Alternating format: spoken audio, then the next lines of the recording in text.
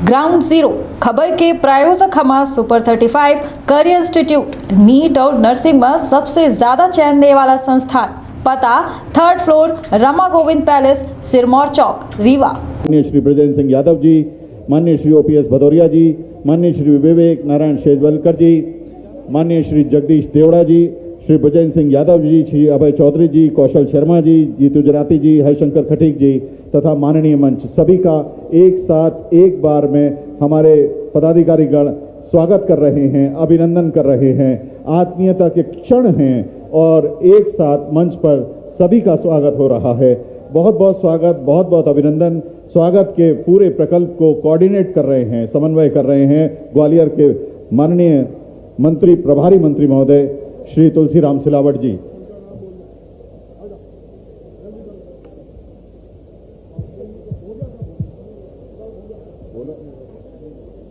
श्री हरीश मेवा फरोश जी स्वागत कर रहे हैं। बहुत बहुत स्वागत, बहुत बहुत अभिनंदन।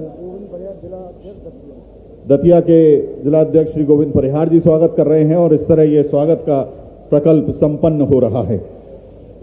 आज हमारे अनुसूचित जाति समाज के मीना सिंह जी को बुला लो, स्वागत। हमारे अनुसूचित जाति समाज के भाई बहन माननीय मुख्यमंत्री जी का ग्वालियर के GI प्रोडक्ट एक कालीन के द्वारा स्वागत कर रहे हैं। हम माननीय मुख्यमंत्री जी को बताना चाहते हैं कि ग्वालियर में हस्त निर्मित होने वाले कालीन को GI टैग प्राप्त हुआ है और इसी GI टैग के कालीन के साथ अब रविंद्र शाक्य जी और सुनील जोशी जी आपका अभिनंदन कर रहे हैं। ये एक जिला एक उत्पाद के तहत भी एक बहुत बड़ी सफलता है ग्वालियर की कि इसको GI टैग मिला है। कालीन खोल के माननीय मुख्यमंत्री जी को दीजिए। सुनील जी और रविंद्र जी, भारत की संस्कृति का है ये गौरवपूर्ण गान, हम बुनकर के शिल्प का किया आपने उत्थान, GI का टैग दिलाकर किया नवीन उन्मान, हस्त निर्मित कालीनों को मिली वैश्विक पहचान, मिलता मेहनताना पूरा मिलने लगी प्रतिष्ठा, अनुसूचित जाति की कला को दिया खूब सम्मान, हमने सहेजी कला आंचलिक मनमोहक चित्र और दृश्य, सहयोग से आपकी पाई प्रगति कला चढ़ी परवान, कृतज्ञ हैं हम सब आपके दिए नवीन अवदान, आप मिले वरदान स्वरूपा हमें आप पर अभिमान। ये समस्त कालीन हस्तशिल्पियों द्वारा माननीय मुख्यमंत्री जी को दिया गया आभार है। माननीय मुख्यमंत्री जी का अभिनंदन अपने हस्त निर्मित कालीन से किया। अब पारंपरिक धनुष बाण से स्वागत करने के लिए आ रहे हैं श्री घनश्याम पिरोनिया जी, माननीय अध्यक्ष बांस कला बोर्ड। माननीय मुख्यमंत्री जी ने पहली बार मध्य प्रदेश में बांस कला को स्थापित करने के लिए बांस कला बोर्ड की स्थापना की है और इसके माननीय अध्यक्ष मंत्री दर्जा प्राप्त श्री घनश्याम पिरोनिया जी अब माननीय मुख्यमंत्री जी का स्वागत कर रहे हैं। अनुसूचित जाति वर्ग की हमारी लाडली बहनें माननीय मुख्यमंत्री जी को एक बड़ी राखी भेंट कर रही हैं। कृतज्ञता स्वरूप माननीय मुख्यमंत्री जी, माननीय मंत्रीगण, माननीय केंद्रीय मंत्रीगण, ये हमारी अनुसूचित जाति वर्ग की बहनें हैं जो माननीय मुख्यमंत्री जी को लाडली बहनें राखी भेंट कर रही हैं। पूरे मध्य प्रदेश के मंत्रिपरिषद के हमारे सभी सदस्य, माननीय दोनों केंद्रीय मंत्रीगण यहाँ उपस्थित हैं और लाडली बहनों द्वारा दी गई इस आत्मीय राखी को पाकर हर्षित मुद्रा में माननीय मुख्यमंत्री जी, लाडली बहनें मंच पर उपस्थित हैं।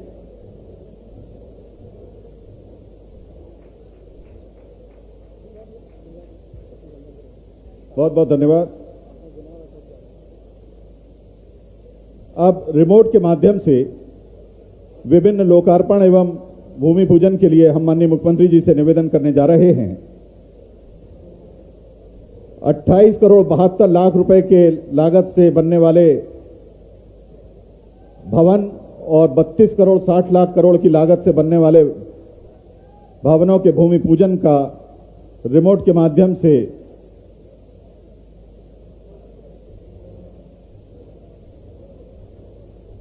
सामूहिक स्वागत। मंच पर मौजूद सभी संगठन के लोग माननीय मुख्यमंत्री जी का। पहली बार माननीय मुख्यमंत्री जी ने धानों बरार बंसकार इस समाज को कृतज्ञ किया है बांस विकास निगम बन करके। हम सब समाज के लोग आदरणीय माननीय मुख्यमंत्री जी का, माननीय केंद्रीय मंत्री नरेंद्र सिंह तोमर जी का और माननीय महाराज साहब का पूरी मध्य प्रदेश की वंशकार समाज आभार व्यक्त करती है। जोरदार तालियों से स्वागत करें आप लोग। माननीय मुख्यमंत्री जी से आग्रह है कि आप रिमोट के माध्यम से विभिन्न विकास कार्यों का लोकार्पण और भवनों का भूमि पूजन करें। आदरणीय देवी सज्जनों, 28 करोड़ 72 लाख रुपए की लागत से बनने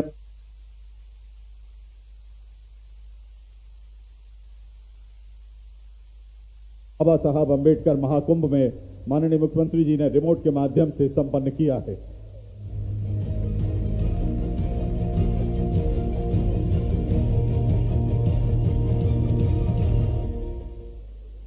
हमारे अनुसूचित जाति तथा जनजाति वर्ग के जो बच्चे शासकीय हमारे विद्यालयों में पढ़ते हैं, उनकी समस्याओं के निराकरण के लिए एक मित्र पोर्टल बनाया जा रहा है। माननीय मुख्यमंत्री जी से आग्रह है कि आप रिमोट के माध्यम से इस मित्र पोर्टल का शुभारंभ करें। ज्ञानोदय विद्यालय, ज्ञानोदय आवासीय विद्यालय और एकलव्य आवासीय विद्यालय के छात्र छात्राएं इस मित्र पोर्टल पर अपने ग्रीवांसेस दर्ज कराएं। ये जीवंत पोर्टल है, तत्काल उनकी समस्याओं का समाधान किया जाएगा। का दोस्त जो जरूरत में तुरंत काम आ सके। मध्य प्रदेश के यशस्वी मुख्यमंत्री श्री शिवराज सिंह चौहान के नेतृत्व में जनजातीय कार्य विभाग और अनुसूचित जाति कल्याण विभाग के अनुसूचित जाति एवं अनुसूचित जनजाति वर्ग के विशिष्ट आवासीय विद्यालयों, छात्रावास और आश्रम के विद्यार्थियों को आवश्यकता के समय काम आने वाले पक्के दोस्त के रूप में मित्र हेल्पलाइन पोर्टल की सुविधा देने का नवाचार किया गया है। मित्र हेल्पलाइन 24 घंटे 7 दिन सक्रिय रहेगी। मानसिक स्वास्थ्य और करियर से संबंधित काउंसलिंग के साथ साथ आवश्यकता अनुसार मार्गदर्शन इस हेल्पलाइन पर प्राप्त किया जा सकेगा। शिक्षा, स्वास्थ्य, भोजन, पानी, स्वच्छता या सुरक्षा संबंधी समस्याओं का समय सीमा में निराकरण भी ये हेल्पलाइन करेगी। छात्रावासों में रहकर शिक्षा प्राप्त करने वाले विद्यार्थी अपनी शिकायतों एवं सुझावों के लिए मित्र हेल्पलाइन का उपयोग कर सकेंगे। कॉल लगाओ, समाधान पाओ सुविधा प्रदान करने वाली इस मित्र हेल्पलाइन के toll free number 18002336 mobile number 7880088665 पर व्हाट्सएप और SMS के माध्यम से अपनी शिकायतें एवं सुझाव दर्ज कर सकेंगे। वेबसाइट www.mymitra.in एवं ईमेल ID mymitra.travel@mp.gov.in पर भी शिकायतें एवं सुझाव भेजे जाने की व्यवस्था उपलब्ध रहेगी। मित्र हेल्पलाइन का लोकार्पण मुख्यमंत्री श्री शिवराज सिंह चौहान के कर कमलों से आज हो रहा है। बहुत बहुत धन्यवाद माननीय मुख्यमंत्री जी। बहुत आदर के साथ माननीय मंत्री अनुसूचित जाति जनजाति कल्याण मध्य प्रदेश सुश्री मीना सिंह जी से आग्रह कि आप आएं और स्वागत उद्बोधन दें।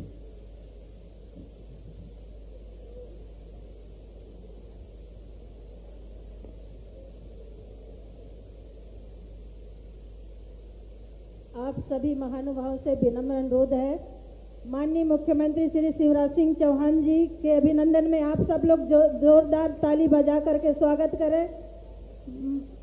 माननीय प्रदेश अध्यक्ष सम्मानित श्री VD शर्मा जी का भी ताली बजाकर अभिनंदन करें। हमारे आदरणीय श्री नरेंद्र सिंह तोमर साहब जी के स्वागत के लिए भी ताली बजाकर अभिनंदन करें। माननीय श्रीमंत ज्योतिरादित्य सिंधिया जी का भी ताली बजाकर अभिनंदन करें। आदरणीय श्री नरोत्तम मिश्रा जी का भी ताली बजाकर अभिनंदन करें। हमारे सभी राज्य के मंत्रीगण, सभी सम्मानित पदाधिकारियों का भी ताली बजाकर अभिनंदन करें। आज के इस बाबा साहेब अंबेडकर महाकुंभ में पधारे हमारे मध्य प्रदेश के यशस्वी लोकप्रिय मुख्यमंत्री परम आदरणीय श्री शिवराज सिंह जी चौहान, प्रदेश भारतीय जनता पार्टी प्रदेश के अध्यक्ष परम सम्मानित श्री विष्णुदत्त शर्मा जी, हमारे केंद्र में मंत्री परम सम्मानित भाई श्री नरेंद्र सिंह तोमर जी, हमारे परम सम्मानित श्रीमंत श्री ज्योतिरादित्य सिंधिया जी, केंद्रीय मंत्री भारत सरकार, और मंच में विराजमान हमारे मध्य प्रदेश सरकार के राज्य मंत्री परम सम्मानित श्री नरोत्तम मिश्रा जी, परम सम्मानित श्री जगदीश देवड़ा जी, परम सम्मानित श्री तुलसी सिलावट जी, परम सम्मानित श्री प्रदम सिंह तोमर जी, परम सम्मानित श्री प्रभुराम चौधरी जी, परम सम्मानित श्री सुरेश धाकड़ जी, परम सम्मानित यादव जी, मंच में विराजमान हमारे राष्ट्रीय अनुसूचित जनजाति मोर्चा के राष्ट्रीय अध्यक्ष परम सम्मानित भाई श्री लाल सिंह आर जी, और यहाँ पर उपस्थित मंच में विराजमान सभी सम्मानित पदाधिकारीगण, और इस कार्यक्रम में, इस महाकुंभ में आए हमारे ग्वालियर चंबल संभाग से आए हुए हमारे सभी मेरे जनजाति भाई और बहनों और यहाँ पर उपस्थित सभी सज्जनों, हमारे मीडिया के सभी पत्रकार साथियों, मैं आप सबकी ओर से माननीय मुख्यमंत्री जी का इस महाकुंभ में पधारने पर आप सबकी ओर से माननीय मुख्यमंत्री श्री शिवराज सिंह चौहान जी का बहुत हार्दिक स्वागत, वंदन, अभिनंदन करना चाहती हूँ। माननीय हमारे प्रदेश के अध्यक्ष सम्मानीय वीडी शर्मा जी का भी बहुत बहुत हार्दिक वंदन, अभिनंदन, स्वागत करना चाहती हूँ।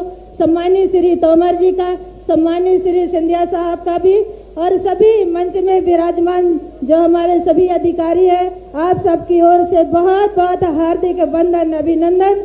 और आप सबसे कहना चाहती हूँ मेरे सभी जनजाति भाई बहनों से कि जो भी हमारे बाबा साहब अम्बेडकर जी के द्वारा जो भी हमारे लिए जो भी बात उन्होंने कही है, उन बातों का हम लोग पालन करें और अपने जीवन में उतारें, ऐसी प्रार्थना आप सबसे करना चाहती हूँ। आप सब दूर दूर से इतनी तपतपाती गर्मी में आप सब लोग यहाँ पर पधारे हैं। मैं सभी पंडाल के नीचे और चारों तरफ ही आप सब लोग दिखाई दे रहे हैं। आप सभी का इस तपतपाती धूप में यहाँ पर पधारे हैं। मैं आप सबका अपने मध्य प्रदेश सरकार की ओर से आप सबका बहुत बहुत हार्दिक वंदन, अभिनंदन, स्वागत करती हूँ। जय हिंद, जय भारत। बहुत बहुत धन्यवाद। माननीय मंत्री महोदय सुश्री मीना सिंह जी आदर के साथ आमंत्रित हैं। माननीय पूर्व विधायक एवं अध्यक्ष अनुसूचित जाति मोर्चा मध्य प्रदेश आदरणीय श्री कैलाश जाटव जी। बाबा साहब अम्बेडकर, इतनी विशाल जनता बैठी है, जरा बाबा साहब के लिए नारे नहीं लगा सकते क्या? बोलिए बाबा साहब अम्बेडकर, बाबा साहब अम्बेडकर। मंच पर उपस्थित लाडली बहनों के भैया, मध्य प्रदेश के लोकप्रिय मामा, गरीब कल्याण योजनाओं को लागू करने वाले हमारे प्रदेश के यशस्वी मुख्यमंत्री आदरणीय शिवराज सिंह चौहान साहब, हमारे प्रदेश भारतीय जनता पार्टी के सम्मानीय वरिष्ठ अध्यक्ष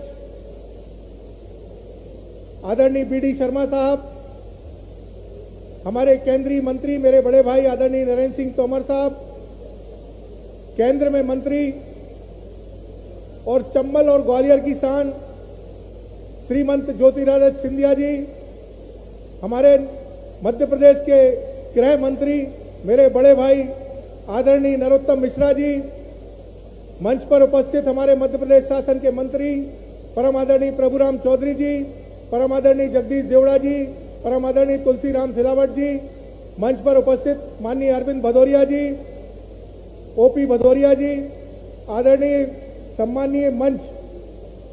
आज बड़े गर्व का विषय है कि जब इस विषय में माननीय मुख्यमंत्री जी से चर्चा हुई थी तो उन्होंने बड़े सहर्ष रूप से ग्वालियर चंबल को चुना और उन्होंने कहा कि ग्वालियर में ही महाकुंभ होगा, और जबकि यह महाकुंभ महू में होता था, लेकिन इस बार उन्होंने निर्णय लिया कि यह ग्वालियर में होगा। इसके लिए एक बार जोरदार ताली माननीय मुख्यमंत्री जी के लिए, जोरदार तालियां बजना चाहिए, जोरदार। हम सभी लोग ग्वालियर चंबल की इस वीर भूमि पर माननीय मुख्यमंत्री जी का हार्दिक अभिनंदन और स्वागत करते हैं। जब यहां पर समाज की बैठक ली जा रही थी माननीय मुख्यमंत्री जी, तो विनम्रतापूर्ण मैं आपसे आग्रह करूंगा कि यहाँ के लोगों की एक छोटी सी मांग है, वो मैंने आपकी तरफ प्रेषित की है, तो माननीय मुख्यमंत्री जी उसको स्वीकार करेंगे। बहुत बहुत धन्यवाद, आप सभी लोग यहाँ पर पधारे। जय भीम, जय भीम। बहुत बहुत धन्यवाद। बहुत बहुत धन्यवाद। माननीय श्री कैलाश जाटव जी अब बहुत आदर के साथ आमंत्रित हैं राष्ट्रीय अध्यक्ष अनुसूचित जाति मोर्चा श्री लाल सिंह आर्य जी, माननीय पूर्व मंत्री मध्य प्रदेश शासन।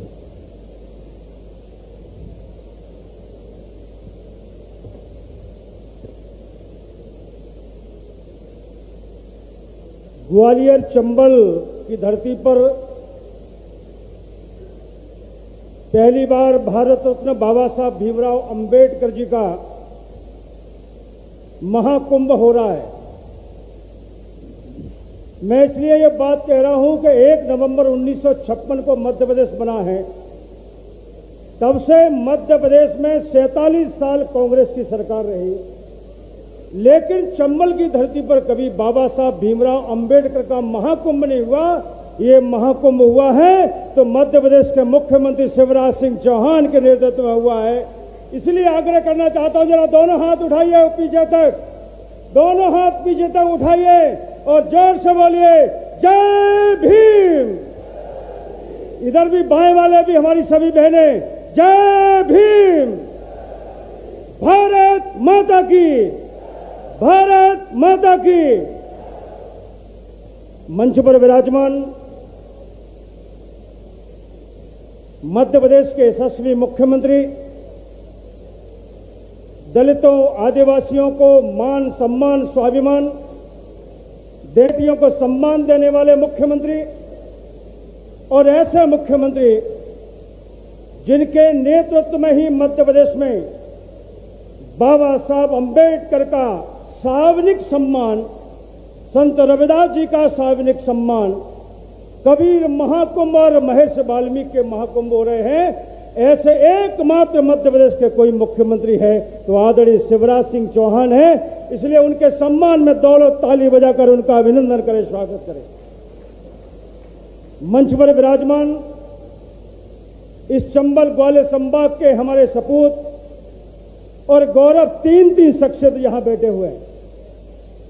आदरणीय भारतीय जनता पार्टी के हमारे प्रदेश अध्यक्ष आदरणीय बीडी शर्मा जी, केंद्रीय मंत्री आदरणीय नरेंद्र सिंह तोमर साहब, केंद्रीय मंत्री आदरणीय सिंधिया जी और गृह मंत्री आदरणीय नरोत्तम मिश्रा जी सहित मंच पर विराजमान एक बहुत बड़ा भारतीय जनता पार्टी और अनुसूचित जाति का पूरा परिवार, सभी को मैं प्रणाम करता हूं, नमस्कार करता हूं। बहनों भाइयों, कल और परसों कुछ पत्रकारों ने मुझे पूछा कि क्या कारण है कि मध्य प्रदेश में चुनाव आ रहे हैं इसलिए अंबेडकर महाकुंभ हो रहा है। मैंने उन पत्रकार भाइयों के माध्यम से एक चीज बताई थी। मैंने कि माननीय शिवराज सिंह चौहान साहब को मध्य प्रदेश में लगभग 20 साल मुख्यमंत्री बने हुए हो रहे हैं। यहां 47 साल एक ही पार्टी के लगातार मुख्यमंत्री रहे। मैंने उन पत्रकारों के माध्यम से एक प्रश्न पूछा है, उस प्रश्न का जवाब इलेक्ट्रॉनिक प्रिंट मीडिया के माध्यम से नहीं आ पा रहा है। मैं फिर से इस मंच के माध्यम से सबसे पहले तो माननीय मुख्यमंत्री जी का अभिनंदन करता हूं, पार्टी के नेतृत्व का अभिनंदन करता हूं कि आप सामाजिक समरसता में विश्वास करते हैं, आप सामाजिक सम्मान में विश्वास करते हैं। इसी का परिणाम है कि 47 साल जिनके पास सत्ता रही, उन्होंने बाबा साहब अंबेडकर का महाकुंभ नहीं मना पाया। जिनके पास लगातार 47 साल सत्ता रही, उन्होंने बाबा साहब अंबेडकर के जन्म स्थान मऊ में राष्ट्रीय स्मारक नहीं बना पाया। जिन कांग्रेस के पास 57 साल कांग्रेस की सरकार रही, उन्होंने अंबेडकर जी के नाम से विश्वविद्यालय नहीं बना पाया। लेकिन भारतीय जनता पार्टी और उसके मुख्यमंत्री श्री शिवराज सिंह चौहान अंबेडकर जी का महाकुंभ भी मनाते हैं और बाबा साहब अंबेडकर का राष्ट्रीय स्मारक भी बनाते हैं और विश्वविद्यालय भी बाबा साहब अंबेडकर के नाम से बनाते हैं। केवल यही नहीं है,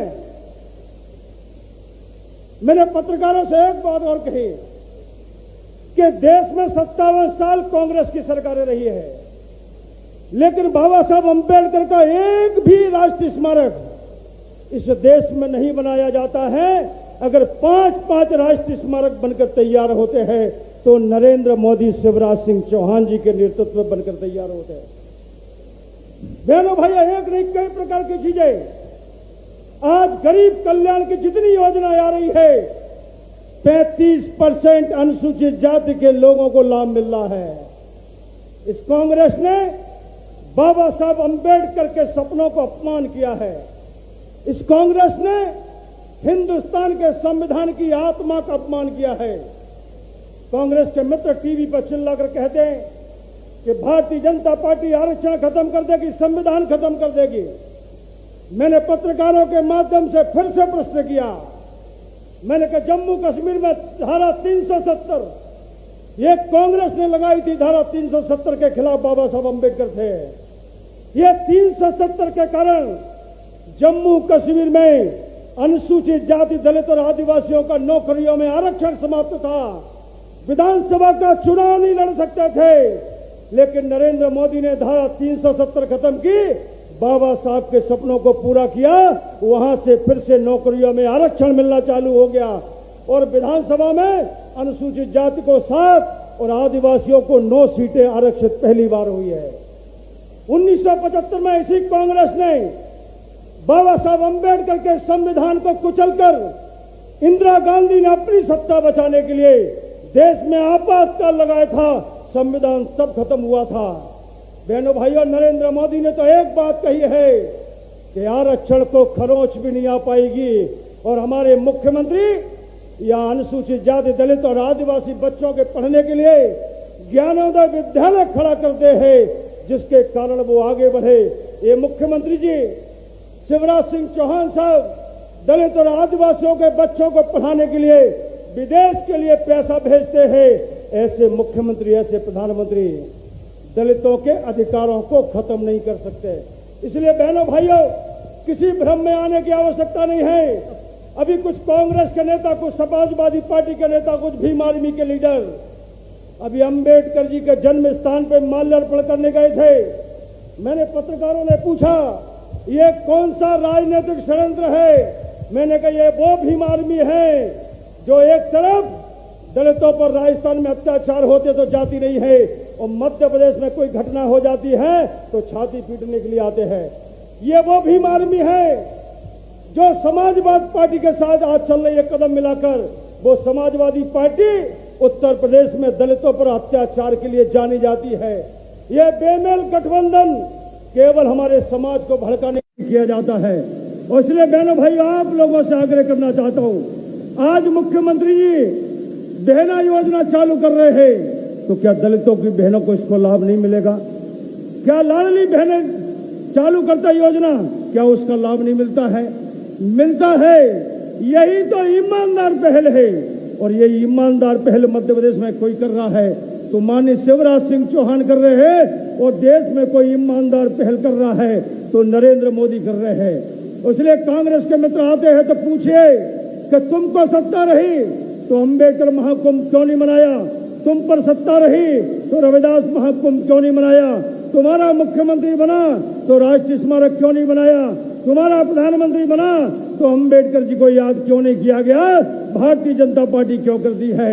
इसलिए हम तो अंबेडकर को मानने वाले लोग हैं, हम रविदास जी को मानने वाले लोग हैं, हम महर्षि वाल्मीकि को मानने वाले लोग हैं, हम निषाद राज को गले लगाने वाले लोग हैं। इसलिए बहनों भाइयों, किसी के भ्रम में आने की आवश्यकता नहीं है।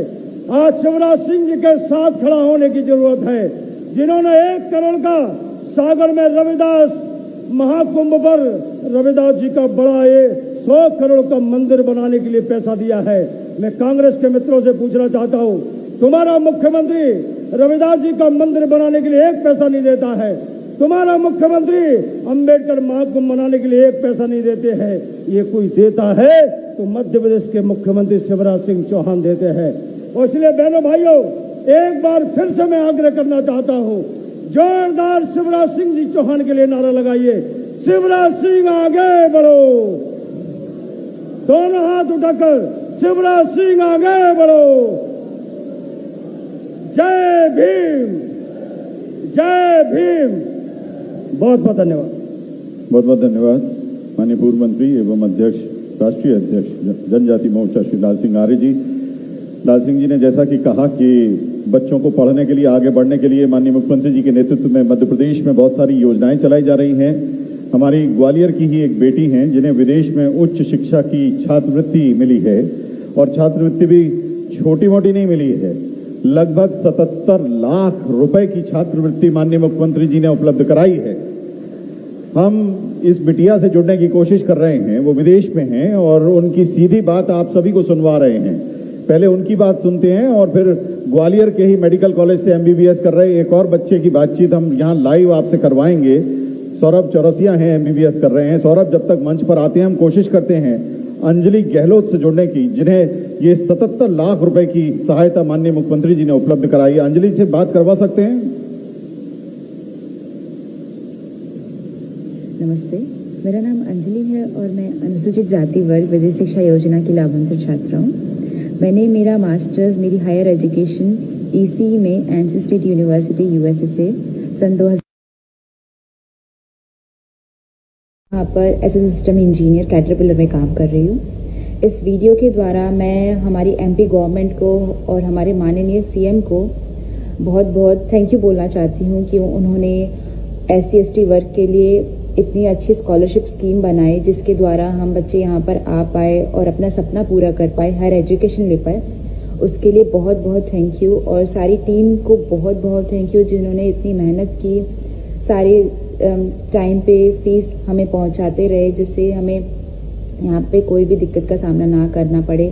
और बहुत बहुत ये थी ग्वालियर की बेटी अंजलि गहलोत जी, जो विदेश में उच्च शिक्षा प्राप्त कर रही हैं उच्च शिक्षा छात्रवृत्ति के जरिए, और अब पोस्ट मैट्रिक छात्रवृत्ति यानी 12वीं के बाद हायर एजुकेशन के लिए जो मदद मध्य प्रदेश में माननीय मुख्यमंत्री जी देते हैं, उसके तहत ग्वालियर के गवर्नमेंट मेडिकल कॉलेज से MBBS कर रहे छात्र श्री सौरभ चौरसिया जी को हम मंच पर बुला रहे हैं। आइए सौरभ, बताइए अपनी बात।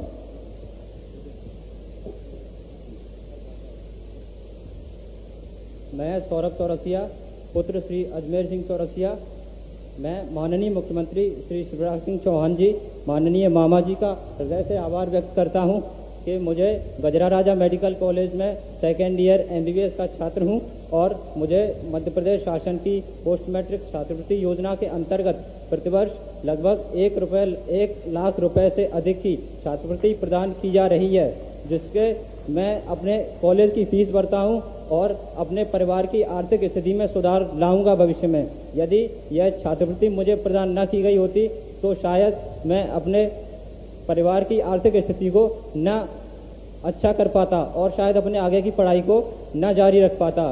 तो इस चीज़ के लिए मैं मध्य प्रदेश शासन और माननीय मामा जी का हृदय से आभार व्यक्त करना चाहता हूँ। धन्यवाद। बहुत बहुत धन्यवाद सौरभ। आइए माननीय मुख्यमंत्री जी से आशीर्वाद ले लीजिए बेटा। भविष्य के डॉक्टर श्री सौरभ चौरसिया जी, माननीय केंद्रीय मंत्री सिंधिया जी से आशीर्वाद लेते हुए माननीय केंद्रीय कृषि मंत्री जी, माननीय प्रदेश भाजपा अध्यक्ष एवं सांसद महोदय से, सभी से आशीर्वाद लेकर अब यहाँ से जा रहे हैं और अब हम उद्बोधनों में आगे बढ़ रहे हैं। माननीय सांसद महोदय ग्वालियर संसदीय क्षेत्र श्री विवेक नारायण शेजवलकर जी से आग्रह है कि आप आएं और अपनी बात कहें।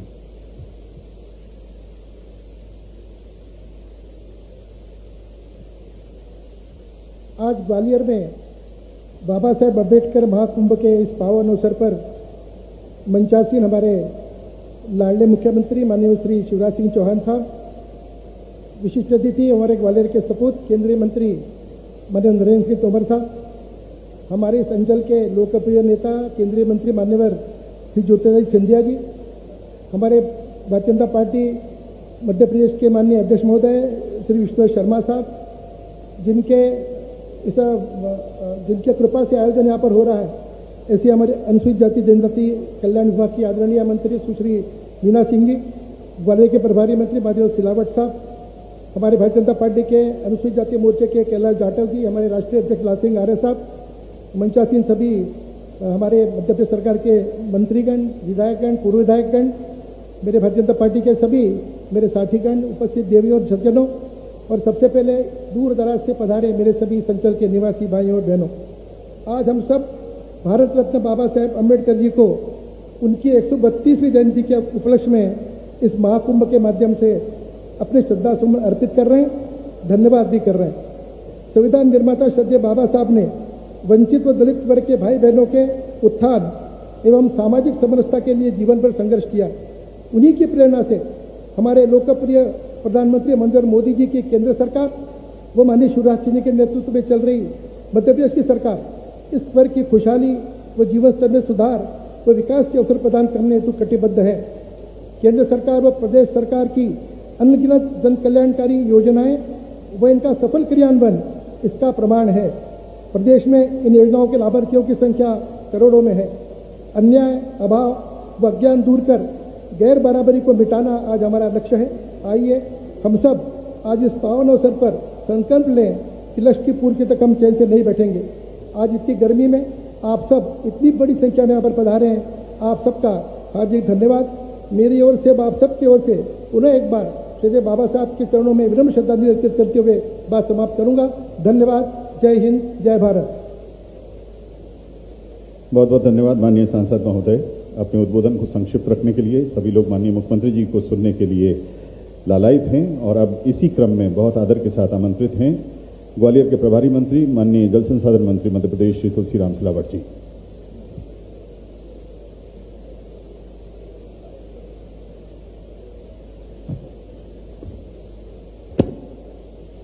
इस महाकुंभ के ओजस्वी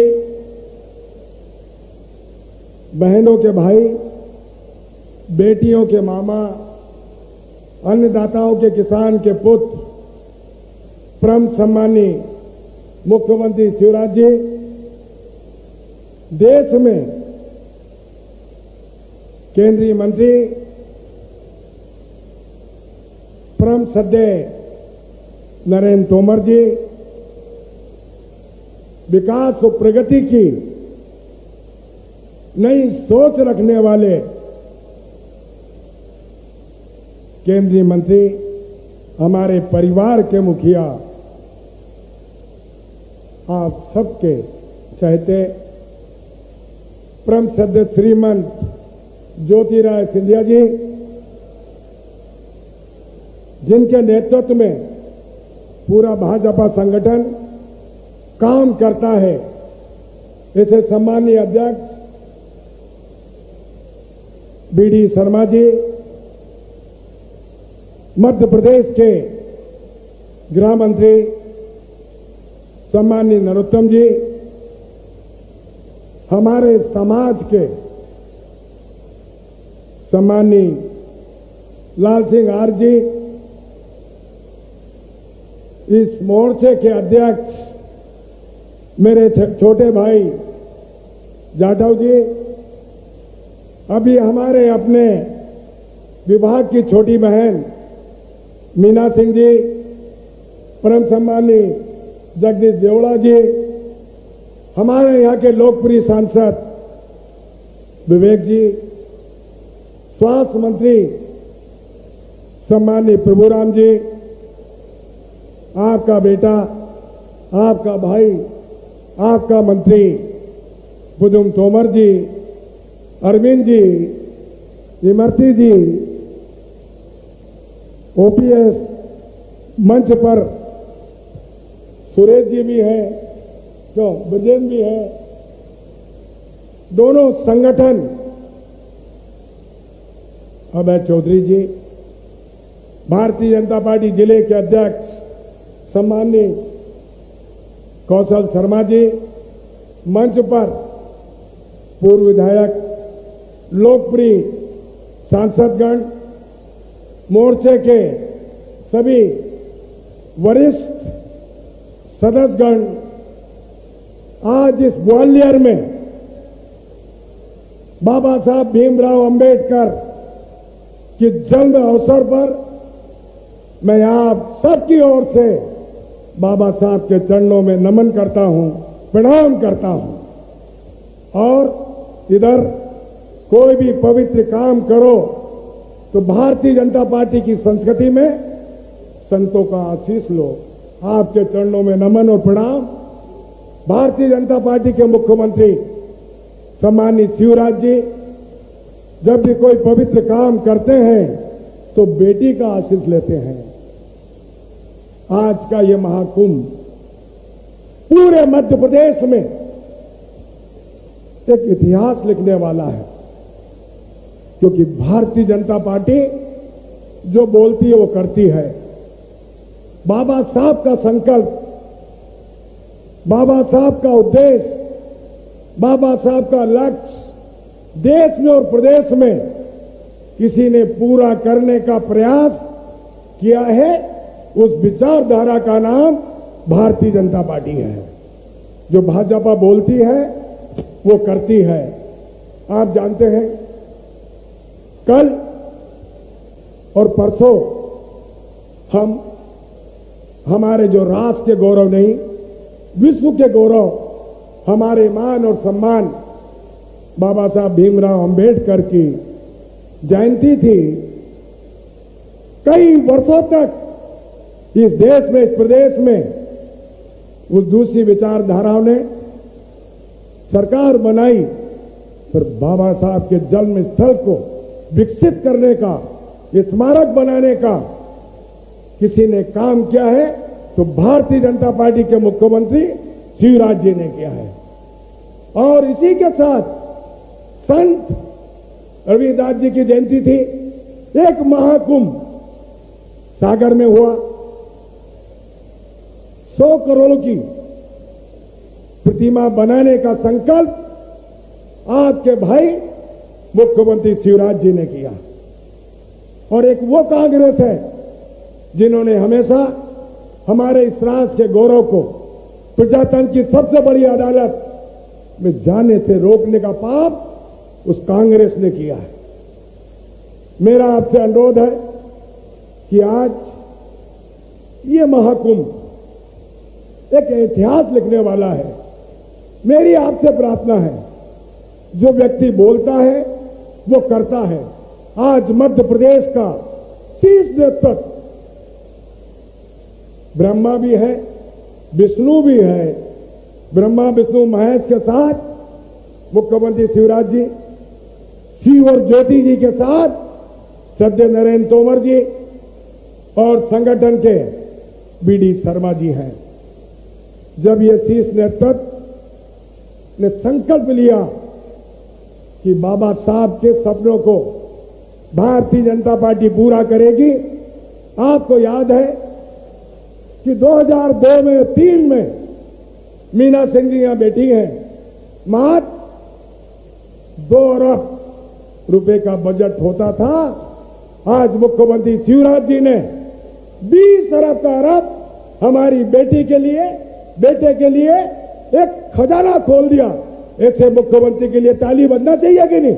जरा जोर से ताली बजाओ आप। ताली पहुंची नहीं क्योंकि आपने देखा एक बेटी विदेश से बाबा साहब का सपना पूरा करने की कोशिश भारतीय जनता पार्टी ने की। एक बेटी को लगभग 77 लाख की स्कॉलरशिप इस मध्य प्रदेश में कोई कर सकता है, वो भारतीय जनता पार्टी कर सकती है। एक बेटा ग्वालियर का गौरव चौरसिया डॉक्टर बनने वाला है। यह भी पवित्र काम भारतीय जनता पार्टी के मुख्यमंत्री, भारतीय जनता पार्टी की सरकार, मुख्यमंत्री शिवराज जी ने किया। आप जानते हैं कि देश की सरकार डबल इंजन की सरकार है। एक कल्पना थी हमारी बेटी की, हमारी बहन की, मेरी मां की, कि खुद का छत हो, खुद की आंगन हो, प्रधानमंत्री आवास लाखों की संख्या में किसी ने बनाने की कोशिश की। बाबा राव भीम साहब का संकल्प पूरा करने का आवास, प्रधानमंत्री आवास देने की कोशिश भारतीय जनता पार्टी ने की। यह पवित्र काम भारतीय जनता पार्टी ने किया। आपको पता है कई बेटे और बेटियां मेडिकल कॉलेज, इंजीनियरिंग कॉलेज में अध्ययन करने जाते थे, उपेक्षित होते थे, कुंठा होती थी क्योंकि वो बड़े स्कूल से तुलना नहीं कर सकते थे। अंग्रेजी समस्या थी उनके जीवन में। पर एक देश का प्रांत मध्य प्रदेश, ऐतिहासिक निर्णय, मेडिकल कॉलेज की पढ़ाई हमारे बेटे और बेटियों के लिए, इंजीनियरिंग कॉलेज की पढ़ाई हिंदी में की जाएगी, ये मुख्यमंत्री शिवराज जी ने किया। ये पवित्र काम हमारे और आपके लिए किया। आप जानते हैं पहले जो हम छात्रावास मात्र मध्य प्रदेश में 8 या 900 होते थे, भारतीय जनता पार्टी की सरकार ने लगभग 2000 छात्रावास हमारे बेटे के लिए सुविधाएं युक्त प्रयास किया, कोशिश की। आज लगभग 85,000 विद्यार्थी बेटे और बेटियां उस आवास में रह रहे हैं। ये उपलब्धि भारतीय जनता पार्टी की है।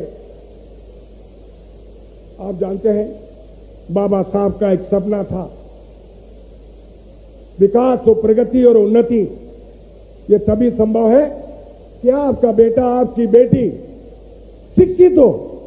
यह संकल्प मध्य प्रदेश में उनके सपनों को पूरा करने का काम भारतीय जनता पार्टी की सरकार, मुख्यमंत्री शिवराज जी, परम श्रद्धेय ज्योतिरादित्य सिंधिया जी, परम सम्मानीय नरेंद्र तोमर जी और बीडी शर्मा जी कर रहे हैं। इसी के साथ आप जानते हैं कि बाबा साहब का एक संकल्प था, जीवन को हमेशा बदले अंदाज में जीना चाहिए, कुछ ऐसा करना चाहिए कि आपके ना होने पर समाज आपको हमेशा याद रखे। आप जानते हैं जीवन बड़ा नहीं है, महान होना चाहिए। मैं आपसे अनुरोध करता हूं, आज जो सब कुछ करता है वो भारतीय जनता पार्टी करती है। आज इस महाकुंभ में ग्वालियर संभाग, चंबल संभाग, इधर बेटी भी है, इधर बेटा भी है, इधर भाई भी है। क्यों ना आज मुख्यमंत्री जी को, सिंधिया जी को, नरेंद्र तोमर जी को, बीडी शर्मा जी को दोनों हाथ उठाकर ये विश्वास दिला दे, हम सब आपके साथ हैं। जरा ऊंचा हाथ करके दोनों सब उधर पीछे से आगे से ताली बजा के जोरदार। अंत पर मैं फिर से आप सबकी ओर से श्रद्धेय मुख्यमंत्री जी का, परम सम्मानीय सिंधिया जी का, परम श्रद्धेय तोमर जी का, परम सम्मानीय बीडी शर्मा जी का, इसी के साथ हमारी कोशिश है कि समाज की सूरत बदलना चाहिए। मेरे सीने में नहीं, तेरे सीने में सही हो कहीं भी आग, लेकिन आग जलती रहना चाहिए। मैं फिर से आप सबकी ओर से आप सबका कृतज्ञ हूं। इस महाकुंभ में एक ऐतिहासिक आज ये अपार जनसमूह इस बात का द्योतक है। श्रद्धेय मुख्यमंत्री जी, सम्माननीय सिंधिया जी, श्रद्धेय तोमर जी, 2023 कमल खिलेगा कि नहीं? जोर से। ये सेमीफाइनल है और 2024 में फिर से कमल। बहुत बहुत धन्यवाद। बहुत बहुत धन्यवाद माननीय मंत्री महोदय श्री तुलसीराम सिलावट जी। बहुत आदर के साथ आमंत्रित हैं ग्वालियर के बेटे, केंद्रीय नागरिक विमानन मंत्री माननीय श्री ज्योतिरादित्य सिंधिया जी।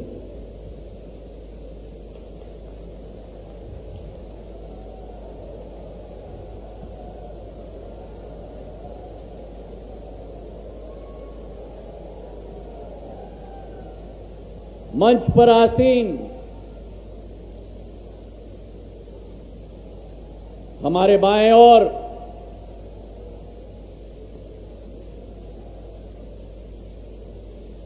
ग्वालियर चंबल संभाग की आधारशिला, भारत की आध्यात्मिक शक्ति के प्रतीक और प्रधानमंत्री नरेंद्र मोदी जी की भारत को एक विश्व स्तर पर आर्थिक एवं आध्यात्मिक शक्ति के एक नई ऊर्जावान शक्ति में परिवर्तित करने की एक क्षमता का सबसे बेहतरीन उदाहरण मंच पर बैठे हुए हमारे सभी संतों को मेरा झुककर प्रणाम। मंच पर आसीन हमारे प्रदेश के यशस्वी मुख्यमंत्री, जो दिन और रात प्रदेश की 9 करोड़ जनता की एक एक की सुखद भविष्य का संकल्प लेकर 24 घंटे कार्य करने के लिए संकल्पित हैं, ऐसे मेरे अपने शिवराज सिंह चौहान जी, मंच पर आसीन हमारे देश के कृषि मंत्री और ग्वालियर चंबल संभाग के सपूत आदरणीय नरेंद्र सिंह तोमर जी, हमारे प्रदेश के अध्यक्ष है सांसद खजुराहो के पर है मेरे मुरैना के ही। हमारे विष्णुदत्त शर्मा जी, मंच पर आसीन हमारे सांसद आदरणीय शेजवलकर साहब और आदरणीय संध्या राय जी, हमारे अनुसूचित जाति के राष्ट्रीय अध्यक्ष हमारे अपने लाल सिंह आर्य जी, पिछले 8 दिन से यहां उपस्थित मेहनत मशक्कत करते हुए पूर्व विधायक और अनुसूचित जाति के मध्य प्रदेश के अध्यक्ष मेरे अपने कैलाश जाटव जी, मंच पर आसीन प्रदेश के गृह मंत्री हमारे अपने नरोत्तम मिश्रा जी, प्रभारी मंत्री आदरणीय तुलसी सिलावट जी, ऊर्जा मंत्री प्रद्युम्न सिंह तोमर जी, प्रभुराम चौधरी जी, माननीय सुश्री मीना सिंह जी, अरविंद भदौरिया जी, भारत सिंह कुशवाहा जी, सुरेश राठखेड़ा जी, ब्रजेंद्र सिंह यादव जी, ओपीएस भदौरिया जी, अभय चौधरी साहेब,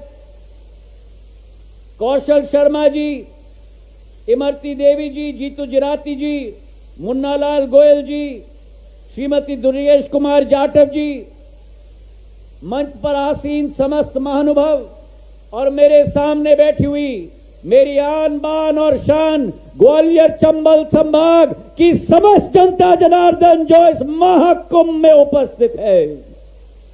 सर्वप्रथम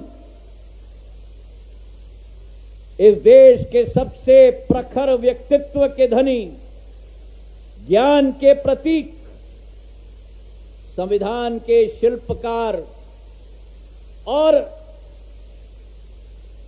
समस्त भारत के पथ प्रदर्शक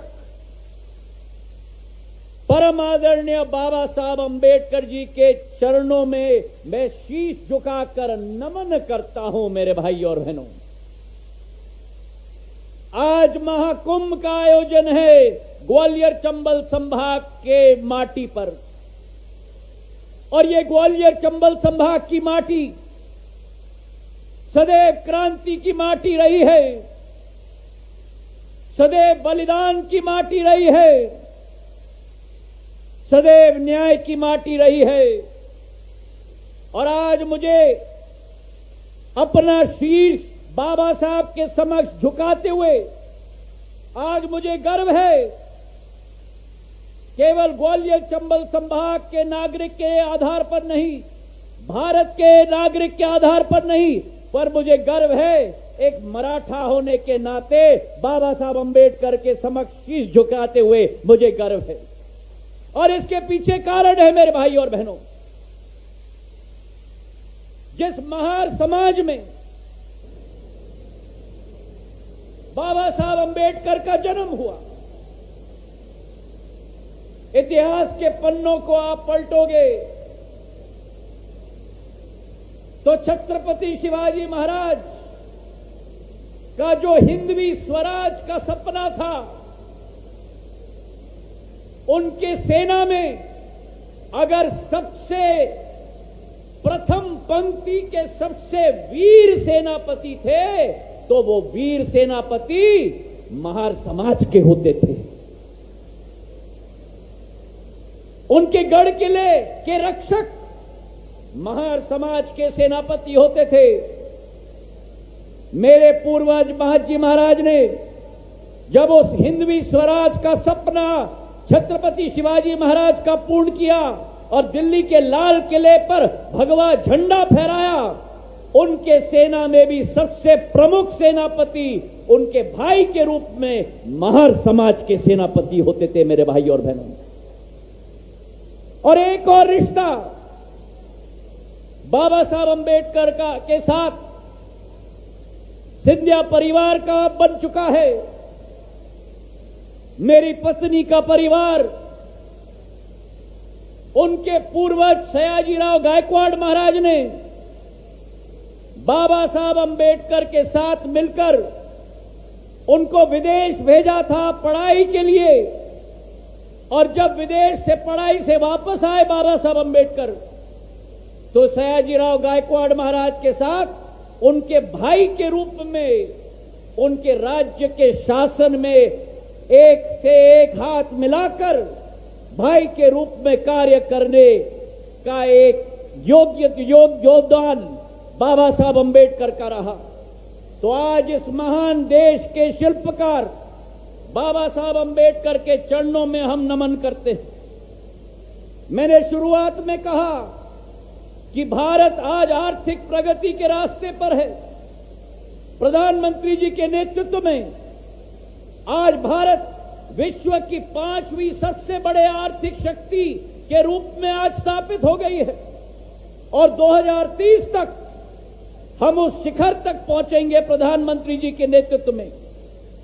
पर प्रधानमंत्री जी की सोच और विचारधारा है कि केवल आर्थिक शक्ति नहीं, भारत को एक आध्यात्मिक शक्ति के रूप में उभरना होगा और इसलिए केदारनाथ से, बद्रीनाथ से मऊ, बाबा साहब अंबेडकर का जन्म स्थान से लेकर उज्जैन के महाकाल तक एक नई जागरूकता भारतीय संस्कृति की राष्ट्र स्तर पर नहीं विश्व स्तर पर प्रधानमंत्री तैनात कर रहे हैं मेरे भाइयों बहनों।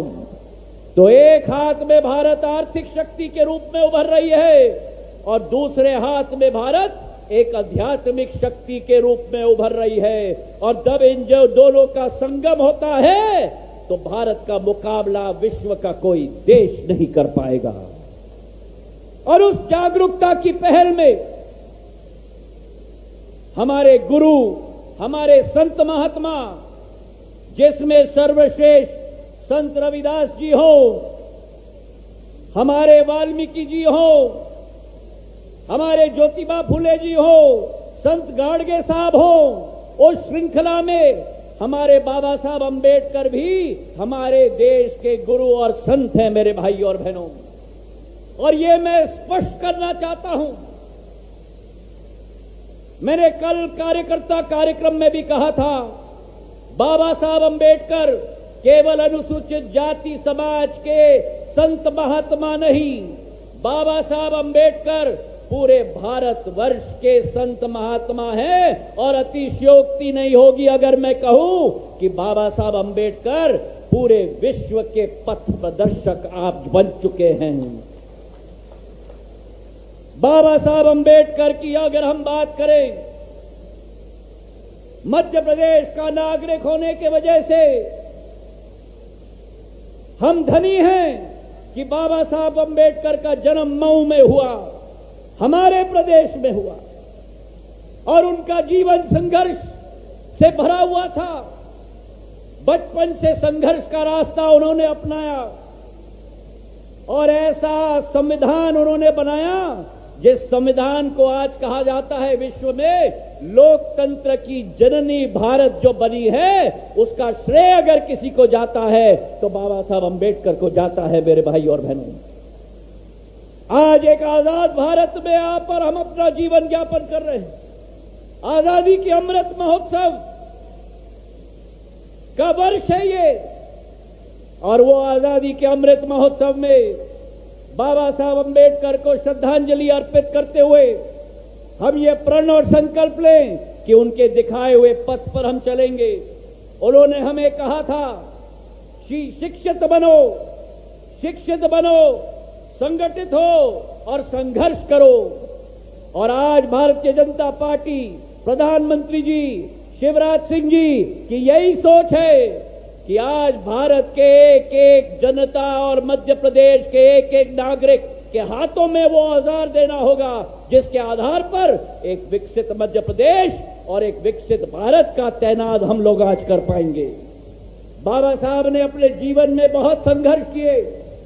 1927 में उन्होंने जामदार तालाब का संघर्ष किया, जहां अनुसूचित जाति के हमारे नागरिकों को उस तालाब से पानी पीने का संघर्ष करके सफलता उन्होंने प्राप्त की। कालाराम मंदिर का संघर्ष किया, जब उस समय में अनुसूचित जाति के लोगों को मंदिर में प्रवेश नहीं किया जाता था, बाबा साहब अंबेडकर ने उस मंदिर के द्वार खोल के हर नागरिक को वहां दर्शन करने का हक दिलवाया। और बाबा साहब अंबेडकर ने केवल अनुसूचित जाति समाज की लड़ाई नहीं लड़ी, बाबा साहब अंबेडकर ने केवल भारत का संविधान का निर्माण नहीं किया, लेकिन बाबा साहब अंबेडकर ने मेरी महिलाओं की लड़ाई भी लड़ी। अगर संविधान पढ़ोगे तो अनुच्छेद 14 और 16 में उन्होंने ये स्थापित किया कि आजाद भारत में महिलाओं को वही हक देश में मिलना चाहिए जो हक हर नागरिक को मिलना चाहिए। तो बाबा साहब अंबेडकर सबके थे और हम सब बाबा साहब अंबेडकर को पूछते हैं। आज मैं पूछना चाहता हूं, जिस बात की शुरुआत पूर्व वक्ता ने किया, आज देश में कई नेता ऐसे हैं जो जब चुनाव आ जाता है तो बाबा साहब अंबेडकर जी को याद करते हैं। चुनाव आता है तो दलित के मसीहा के रूप में आगे बढ़ना चाहते हैं। मैं उन नेताओं से पूछना चाहता हूं, 75 साल क्या किया? मैं उन नेताओं से आज पूछना चाहता हूं जिन्होंने पिछड़े वर्ग को कलंकित करने का काम किया और आज माफी मांगने के लिए भी तैयार नहीं होते। मैं उन नेताओं से पूछना चाहता हूं जो हमारी देश की राष्ट्रपति पहली बार आदिवासी समाज की महिला है, उन पर कटाक्ष करने का उन पे हिम्मत हुई। और उन नेताओं को मैं इतिहास के पन्ने दिखाना चाहता हूं। जब बाबा साहब अंबेडकर ने प्रण और संकल्प लिया था 1950 में पहली बार लोकसभा चुनाव लड़ने के लिए, तो वो कौन सा दल था जिस दल ने बाबा साहब अंबेडकर के विरुद्ध उम्मीदवार खड़ा किया? जवाब दे वो कांग्रेस पार्टी देश की जनता को। और केवल ये नहीं मेरे भाई और बहनों, केवल उम्मीदवार खड़ा नहीं किया, लेकिन स्वयं तत्कालीन प्रधानमंत्री जवाहरलाल नेहरू जी प्रचार करने गए थे बाबा साहब अंबेडकर के विरुद्ध। मेरे भाई और बहनों, इसका जवाब और इसका बदला आप और हमको लेना होगा, ये मैं आपसे निवेदन करना चाहता हूं। 75 वर्ष मेरे पूजनीय बाबा साहब अंबेडकर को इंतजार करना पड़ा। देश की माटी की पहचान के लिए इंतजार करना पड़ा, सम्मान के लिए इंतजार करना पड़ा, मान के लिए। और मेरे भाई और बहनों, जब भारतीय जनता पार्टी की सरकार केंद्र में स्थापित हुई, तब मेरे परिवार के ही अटल जी ने, वही प्रधानमंत्री जी हैं जिन्होंने बाबा साहब अंबेडकर को भारत रत्न प्रदान किया।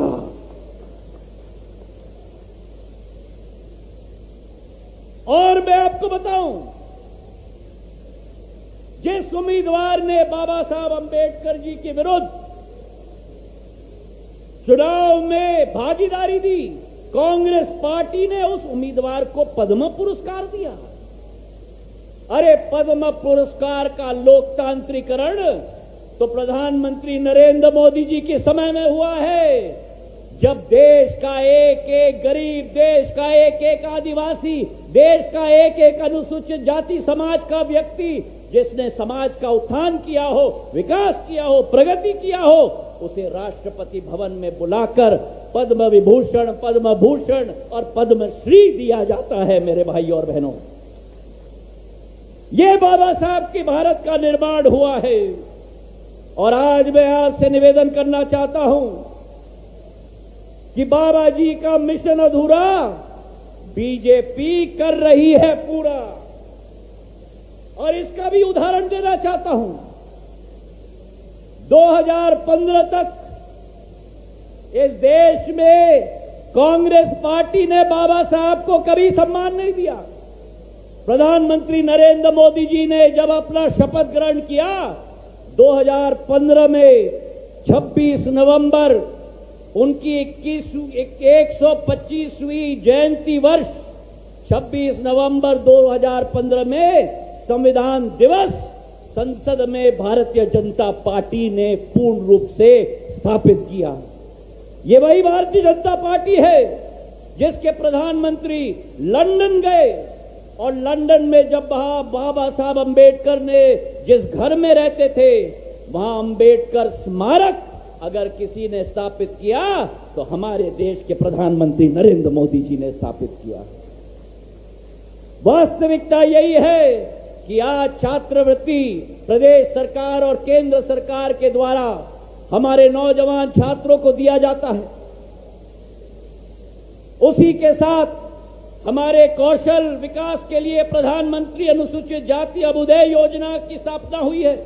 450 एकलव्य स्कूल में 40,000 शिक्षकों और कर्मचारी की नियुक्ति की गई है और जहां केंद्र सरकार कार्य कर रही है वहां प्रदेश में भी शिवराज सिंह जी हमारे समाज के लिए पूर्ण रूप से संकल्पित हैं।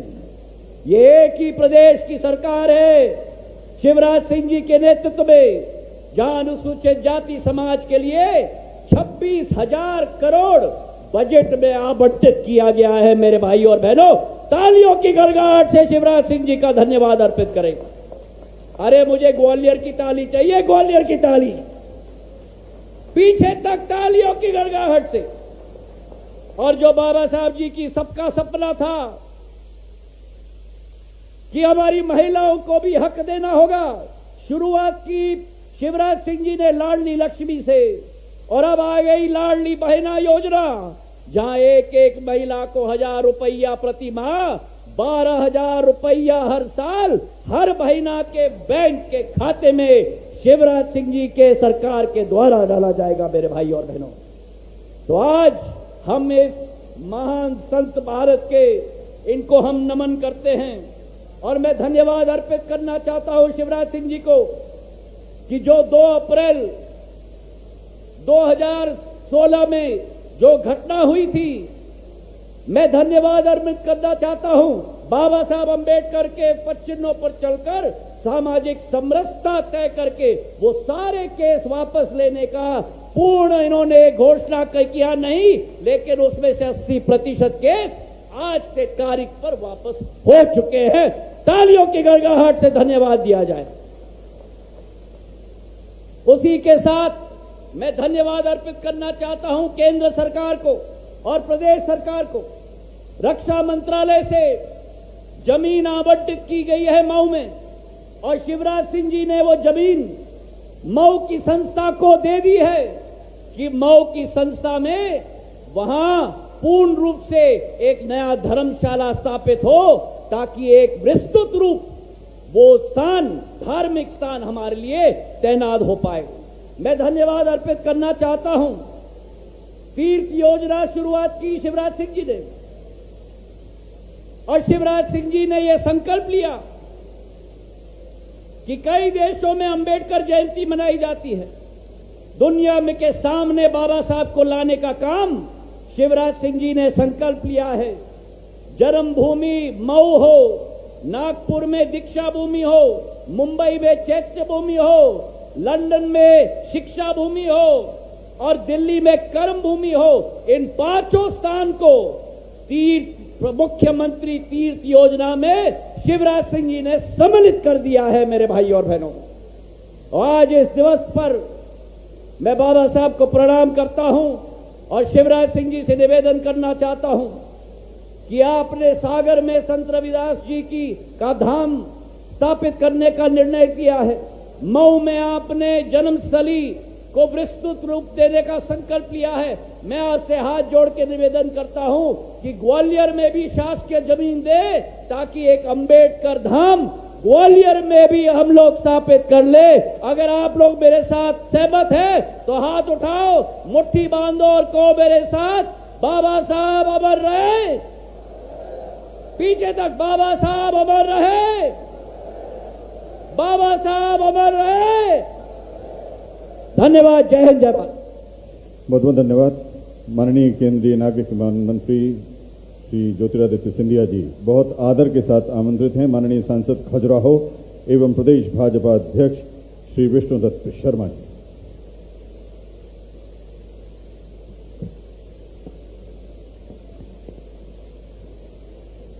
बोलिए। बोलिए बाबा साहब अंबेडकर अमर रहें।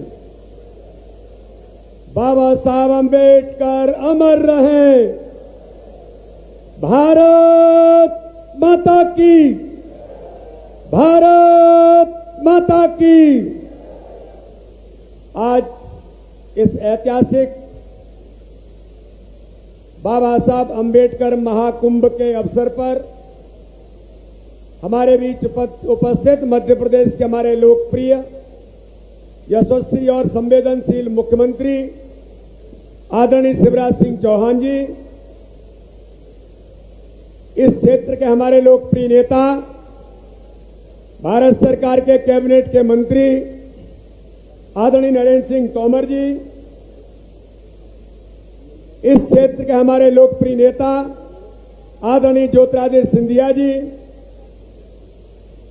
मध्य प्रदेश के हमारे गृह मंत्री आदरणीय नरोत्तम मिश्रा जी, अनुसूचित जाति मोर्चे के सम्मानीय राष्ट्रीय अध्यक्ष आदरणीय लाल सिंह आर्य जी, अनुसूचित जाति जनजाति की हमारी मंत्री बहन सुश्री मीना सिंह जी, हमारे वित्त मंत्री आदरणीय जगदीश देवड़ा जी, आदरणीय तुलसीराम सिलावट जी, हमारे यहाँ के प्रभारी मंत्री आदरणीय प्रभुराम चौधरी जी, आदरणीय अरविंद भदौरिया जी, प्रद्युम्न सिंह तोमर जी, भारत सिंह जी, सुरेश राजखेड़ा जी, ओपीएस भदौरिया जी, हमारे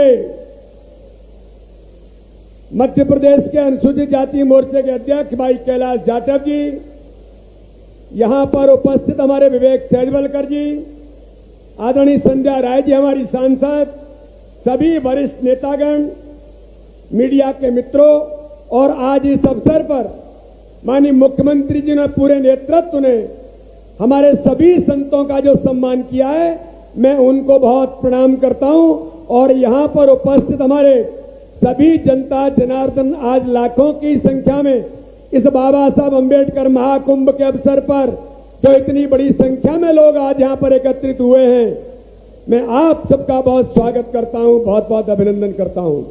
मित्रों, आज हमारे लिए ये बड़ा सौभाग्य का दिन है कि ग्वालियर चंबल संभाग के इस धरती पर बाबा साहब अंबेडकर महाकुंभ में आज माननीय मुख्यमंत्री और भारतीय जनता पार्टी सरकार को मैं आज पूरे नेतृत्व को बधाई देना चाहता हूं कि बाबा साहब अंबेडकर के विचारों को बाबा साहब ने जो इस भारत को दिया है, हम सब लोग जानते हैं कि इस भारत को संपूर्ण एक सूत्र में बांधने का काम अगर किसी ने किया इस देश के अंदर, तो बाबा साहब अंबेडकर ने संपूर्ण भारत को एक सूत्र में बांधने का काम किया है।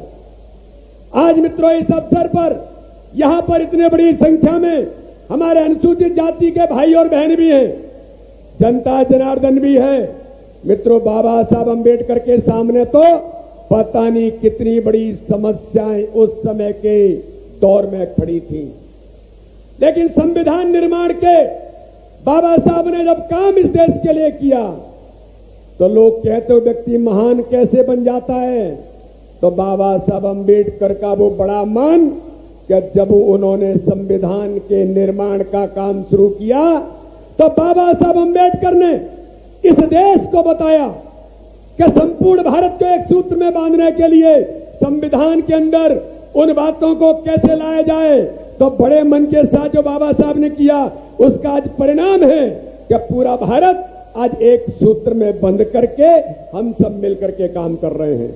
और मित्रों, आज मैं कहूं, इस देश के अंदर माननीय प्रधानमंत्री नरेंद्र मोदी जी के नेतृत्व में सबका साथ, सबका विकास, सबके विश्वास के मंत्र पर जो सूत्र बाबा साहब अंबेडकर ने इस देश के संविधान में, इस देश के मूल तत्व में दिया, आज अगर मैं कहूं उस सूत्र को पूरा करने का काम कोई पूरा कर रहा है, तो इस देश के प्रधानमंत्री नरेंद्र मोदी कर रहे हैं। सबको लेकर के हर समाज के व्यक्ति के जीवन में बदलाव कैसे आएगा, हर गरीब का जीवन कैसे बदलेगा, तो अगर देश के अंदर माननीय प्रधानमंत्री नरेंद्र मोदी कर रहे हैं, तो मध्य प्रदेश के अंदर हमारे मुख्यमंत्री शिवराज सिंह चौहान हर समाज को ताकत देने का काम जिस प्रकार से हमारे गरीब कल्याण की योजनाओं के माध्यम से कर रहे हैं। हर व्यक्ति का जीवन कैसे बदलेगा, जीवन स्तर ऊंचा कैसे उठेगा। आज माननीय मुख्यमंत्री जी ने, मध्य प्रदेश की सरकार ने, मैं आज उन्हें बधाई देना चाहता हूं कि आज मध्य प्रदेश के अंदर 6 लाख छात्रों को 15,000 करोड़ की छात्रवृत्ति देकर के उन्हें सशक्त तो बनाया ही जा रहा है।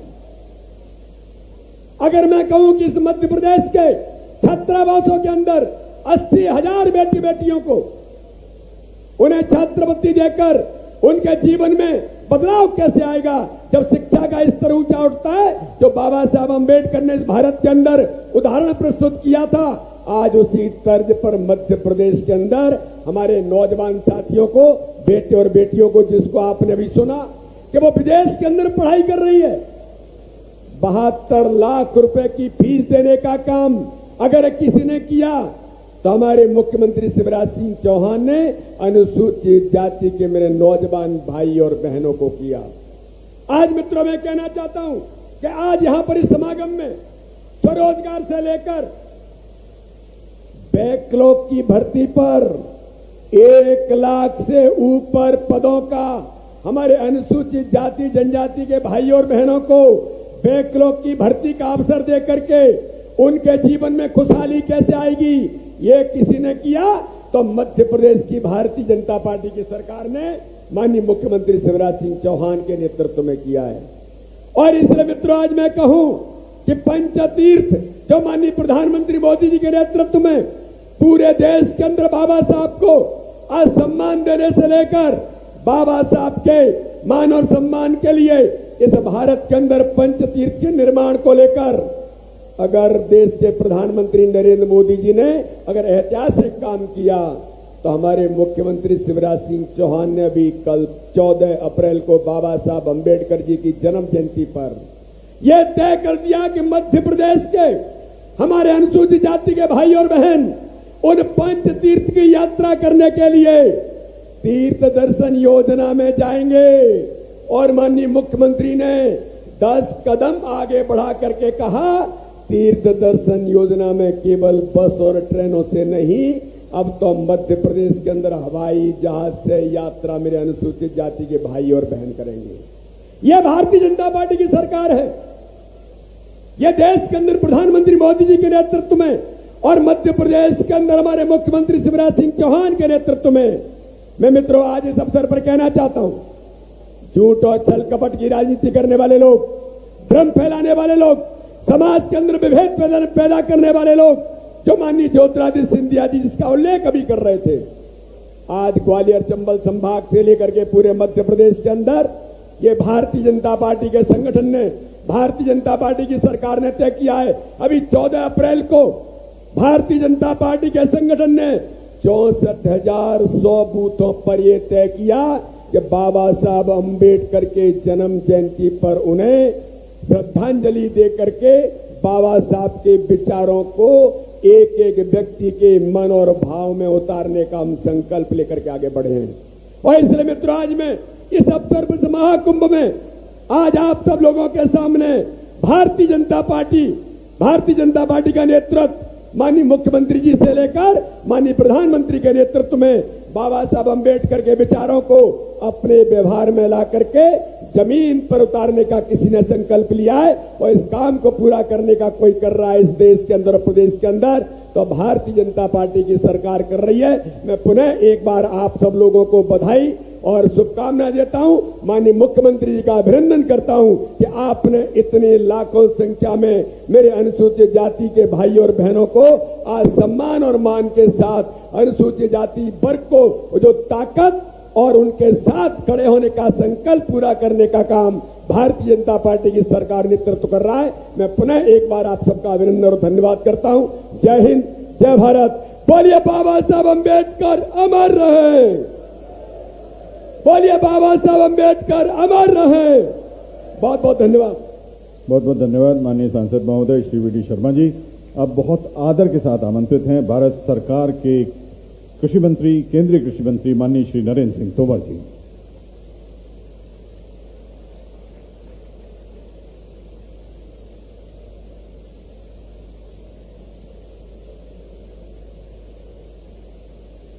बाबा साहब अम्बेडकर जी के इस महाकुंभ के अवसर पर हम सब के मध्य विराजमान भगवान बुद्ध के संदेश को आगे बढ़ाने के लिए जिनका जीवन समर्पित है, ऐसे सभी पूज्य संतगण, उनके चरणों में मैं नमन करता हूं। और आज हम सब बाबा साहब को याद करने के लिए यहाँ पर इकट्ठा हुए हैं और बाबा साहब ने जो रास्ता दिखाया है उस रास्ते पर हम चलें, अपने जीवन को भी सार्थक बनाएं और देश को भी आगे बढ़ाएं। ऐसे बाबा साहब अम्बेडकर जी के भी चरणों में मैं प्रणाम करता हूं, नमन करता हूं। आज के इस अवसर पर हम सब के मध्य विराजमान गांव, गरीब, किसान, दलित, महिला, नौजवान, सबके हितों की चिंता करने वाले हमारे यशस्वी और लोकप्रिय मुख्यमंत्री माननीय श्री शिवराज सिंह चौहान साहब, भारत सरकार के केंद्रीय नागरिक उड्डयन मंत्री मान्यवर श्रीमान ज्योतिरादित्य सिंधिया जी, भारतीय जनता पार्टी के यशस्वी प्रदेश के अध्यक्ष और खजुराहो के सांसद माननीय श्री विष्णुदत्त शर्मा जी, मध्य प्रदेश सरकार के गृह मंत्री मान्यवर श्री नरोत्तम मिश्रा जी, भारतीय जनता पार्टी अनुसूचित जाति मोर्चा के राष्ट्रीय अध्यक्ष श्रीमान लाल सिंह आर्य जी, प्रदेश के अध्यक्ष कैलाश जाटव जी, आज के इस कार्यक्रम में मेहमान मंत्री के रूप में हम सब के मध्य विराजमान चौधरी प्रभुराम जी, तुलसी सिलावट जी, वित्त मंत्री जगदीश देवड़ा साहब, हमारी बहन मीना सिंह जी और हमारे ग्वालियर चंबल अंचल के सभी विधायकगण, माननीय मंत्रीगण, भारतीय जनता पार्टी के अध्यक्षगण और इस विशाल कुंभ में उपस्थित लाखों लाख ग्वालियर चंबल के सभी नागरिक भाइयों बहनों और पत्रकार मित्रों,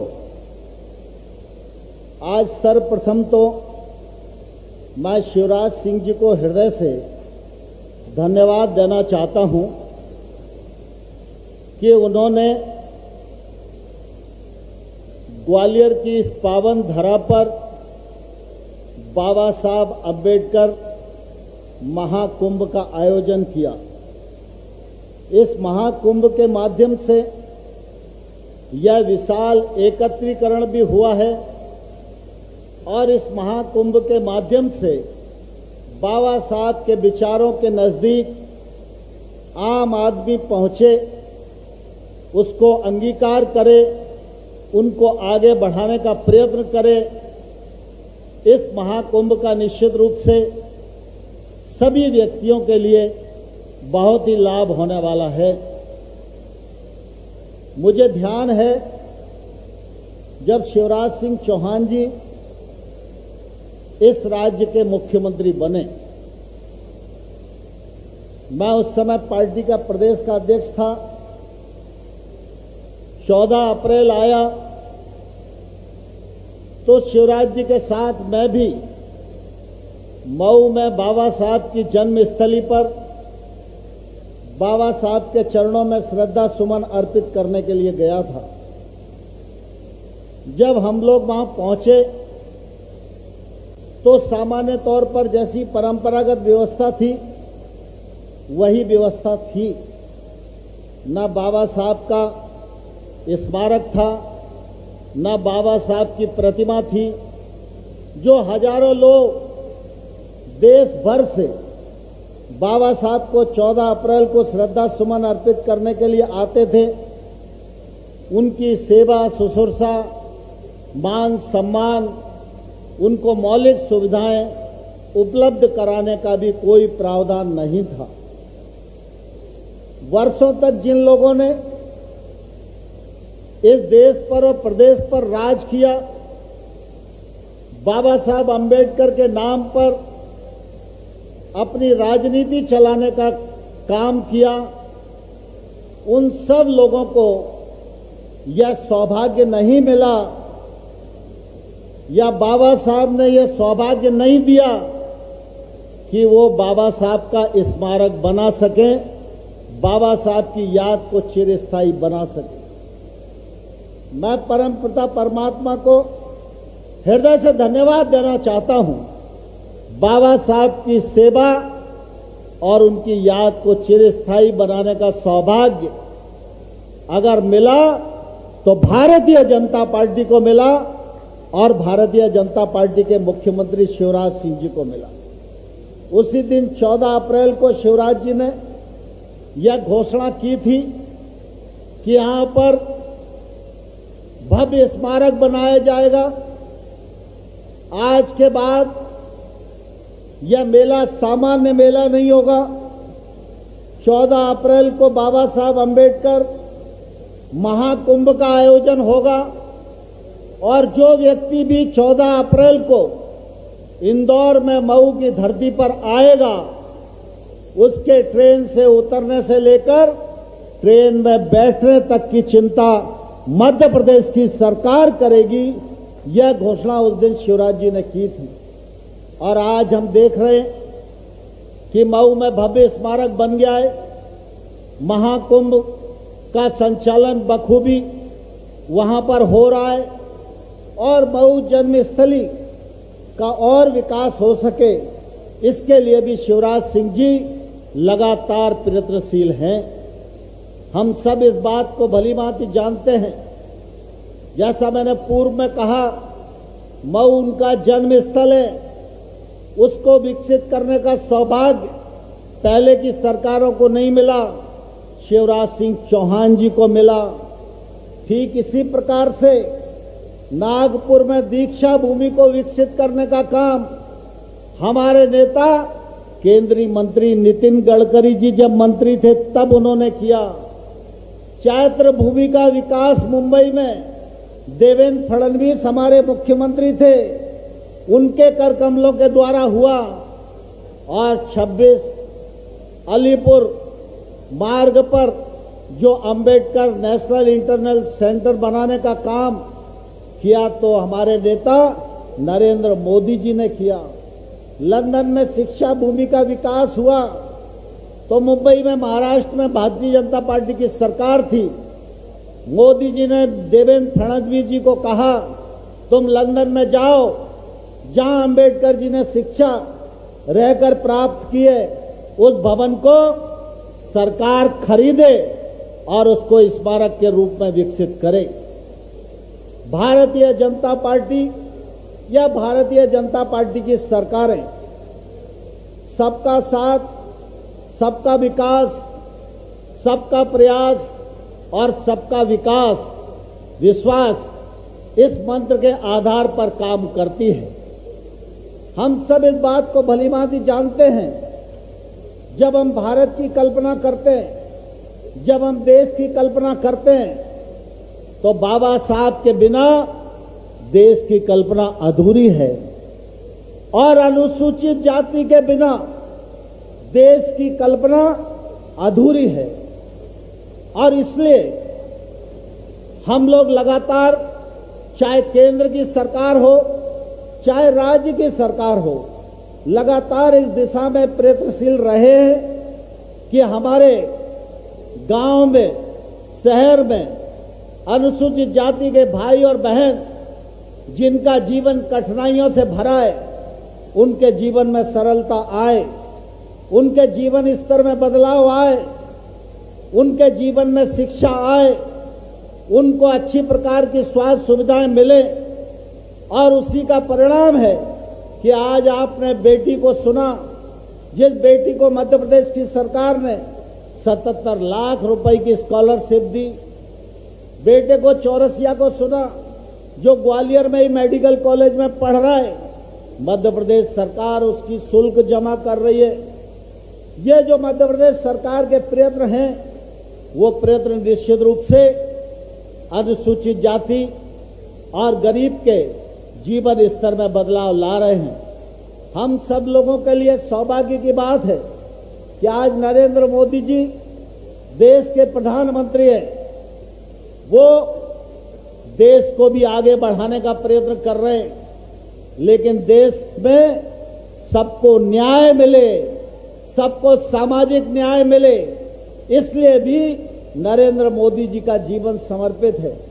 और हम सबके लिए प्रसन्नता की बात है, हमारे मुख्यमंत्री शिवराज सिंह चौहान हैं, फिर चाहे सवाल किसान का हो, फिर चाहे सवाल लाडली लक्ष्मी योजना के माध्यम से बेटियों का हो, और फिर चाहे लाडली बहना योजना के माध्यम से लाडली बहना योजना का मामला हो, चाहे हमारे दलित भाई बहन, आदिवासी समाज के भाई और बहन, उनके जीवन में उत्थान का सवाल हो, हर दिशा में शिवराज सिंह चौहान जी की सरकार बहुत ही शिद्दत के साथ काम कर रही है। मैं इस अवसर पर आप सबको भी यह अनुरोध करना चाहता हूं, बाबा साहब सामान्य व्यक्ति नहीं थे, बाबा साहब हाड़ मांस का ढांचा भी नहीं थे, बाबा साहब एक जीवंत विचार थे।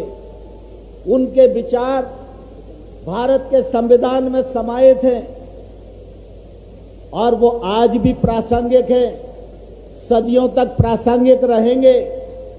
बाबा साहब के विचारों ने बाबा साहब को व्यक्ति से महापुरुष बना दिया। आज भारत तो बाबा साहब पर गर्व करता ही है, लेकिन जो भारत का संविधान बाबा साहब ने बनाकर हिंदुस्तान को दिया, उसके कारण सारी दुनिया भी सम्मान की नजरों से बाबा साहब अंबेडकर जी को देखती है। हम सब लोगों की यह कोशिश होनी चाहिए कि जब 14 अप्रैल को हम बाबा साहब का जन्मदिन मना रहे या अंबेडकर महाकुंभ में हम इकट्ठा हैं, तो यह कोई मेला नहीं है। हम बाबा साहब को समझने का प्रयास करें। बाबा साहब इस देश को बढ़ाना चाहते थे, बाबा साहब इस देश को मजबूत बनाना चाहते थे। आज कुछ लोग बाबा साहब का नाम लेकर, बाबा साहब का चित्र लेकर देश में लोगों को गुमराह करने की कोशिश कर रहे हैं। ये समय राष्ट्रीय और अराष्ट्रीय भावना से ओतप्रोत लोग, उनके बीच का संघर्ष है। हमको देश को आगे बढ़ाना है, तो इस संघर्ष को समझना होगा, बाबा साहब को पढ़ना होगा, बाबा साहब का भारतीय विचार जानना होगा, और बाबा साहब इस देश को किस रास्ते पर ले जाना चाहते हैं, यह जानने की कोशिश हमें करनी पड़ेगी। अगर हम बाबा साहब को ठीक प्रकार से समझ सकेंगे, तो आपके घर पे कोई भी अराष्ट्रीय व्यक्ति आपको गुमराह करने में सफल नहीं हो सकता है। इसलिए आज जरूरत इस बात की है कि बाबा साहब ने जो रास्ता दिखाया है, हम सब संकल्पबद्ध होकर बाबा साहब के दिखाए हुए मार्ग पर चलें, अपने जीवन को भी सार्थक करें, भारत माता को भी परम वैभव शिखर पर पहुंचाने में अपना एक सकारात्मक योगदान इस समय हम कर सकें। यह वक्त की जरूरत है। अराष्ट्रीय ताकतों से सावधान रहने की जरूरत है। आज मुझे प्रसन्नता है कि हम सबके मध्य हमारे मुख्यमंत्री माननीय शिवराज सिंह जी मौजूद हैं। आज उन्होंने 61 करोड़ से अधिक की राशि की तमाम सारी अनुसूचित जाति के भाइयों और बहनों को पढ़ने के लिए छात्रावासों की संरचनाओं का शिलान्यास किया है।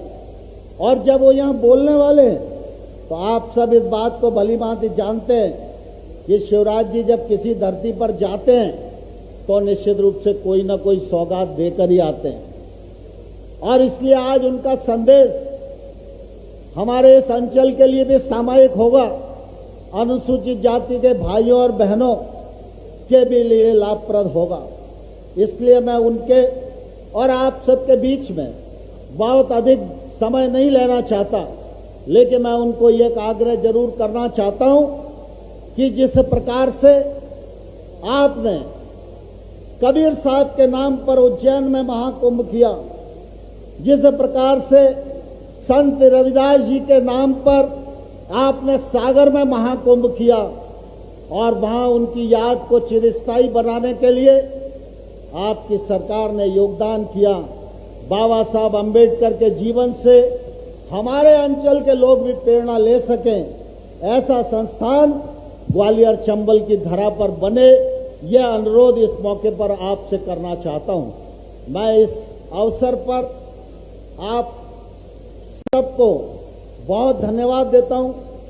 इतनी तपती दोपहरी में आप सब पधारे, दूरस्थ अंचलों से पधारे, माता बहनें भी आई और इसके लिए हमारे अनुसूचित मोर्चा के बंधुओं ने, प्रशासन के लोगों ने जो इस तपती दोपहरी में 8-10 दिन परिश्रम किया है, निश्चित रूप से वो तारीफ के काबिल है। अब मैं आप सबको अनुरोध करना चाहता हूं, शिवराज जी आए और नई नई सौगातें हम सब के बीच में रखें, इसलिए हम सब दोनों हाथ उठाकर तालियां बजाकर शिवराज सिंह चौहान जी को आमंत्रित करें। या जोरदार तालियां बजना चाहिए शिवराज सिंह जी को लिए। जब तक वो मंच पर बोलने के लिए आए तब तक तालियां बजती रहना चाहिए और थोड़ी जोर से। बहुत धन्यवाद।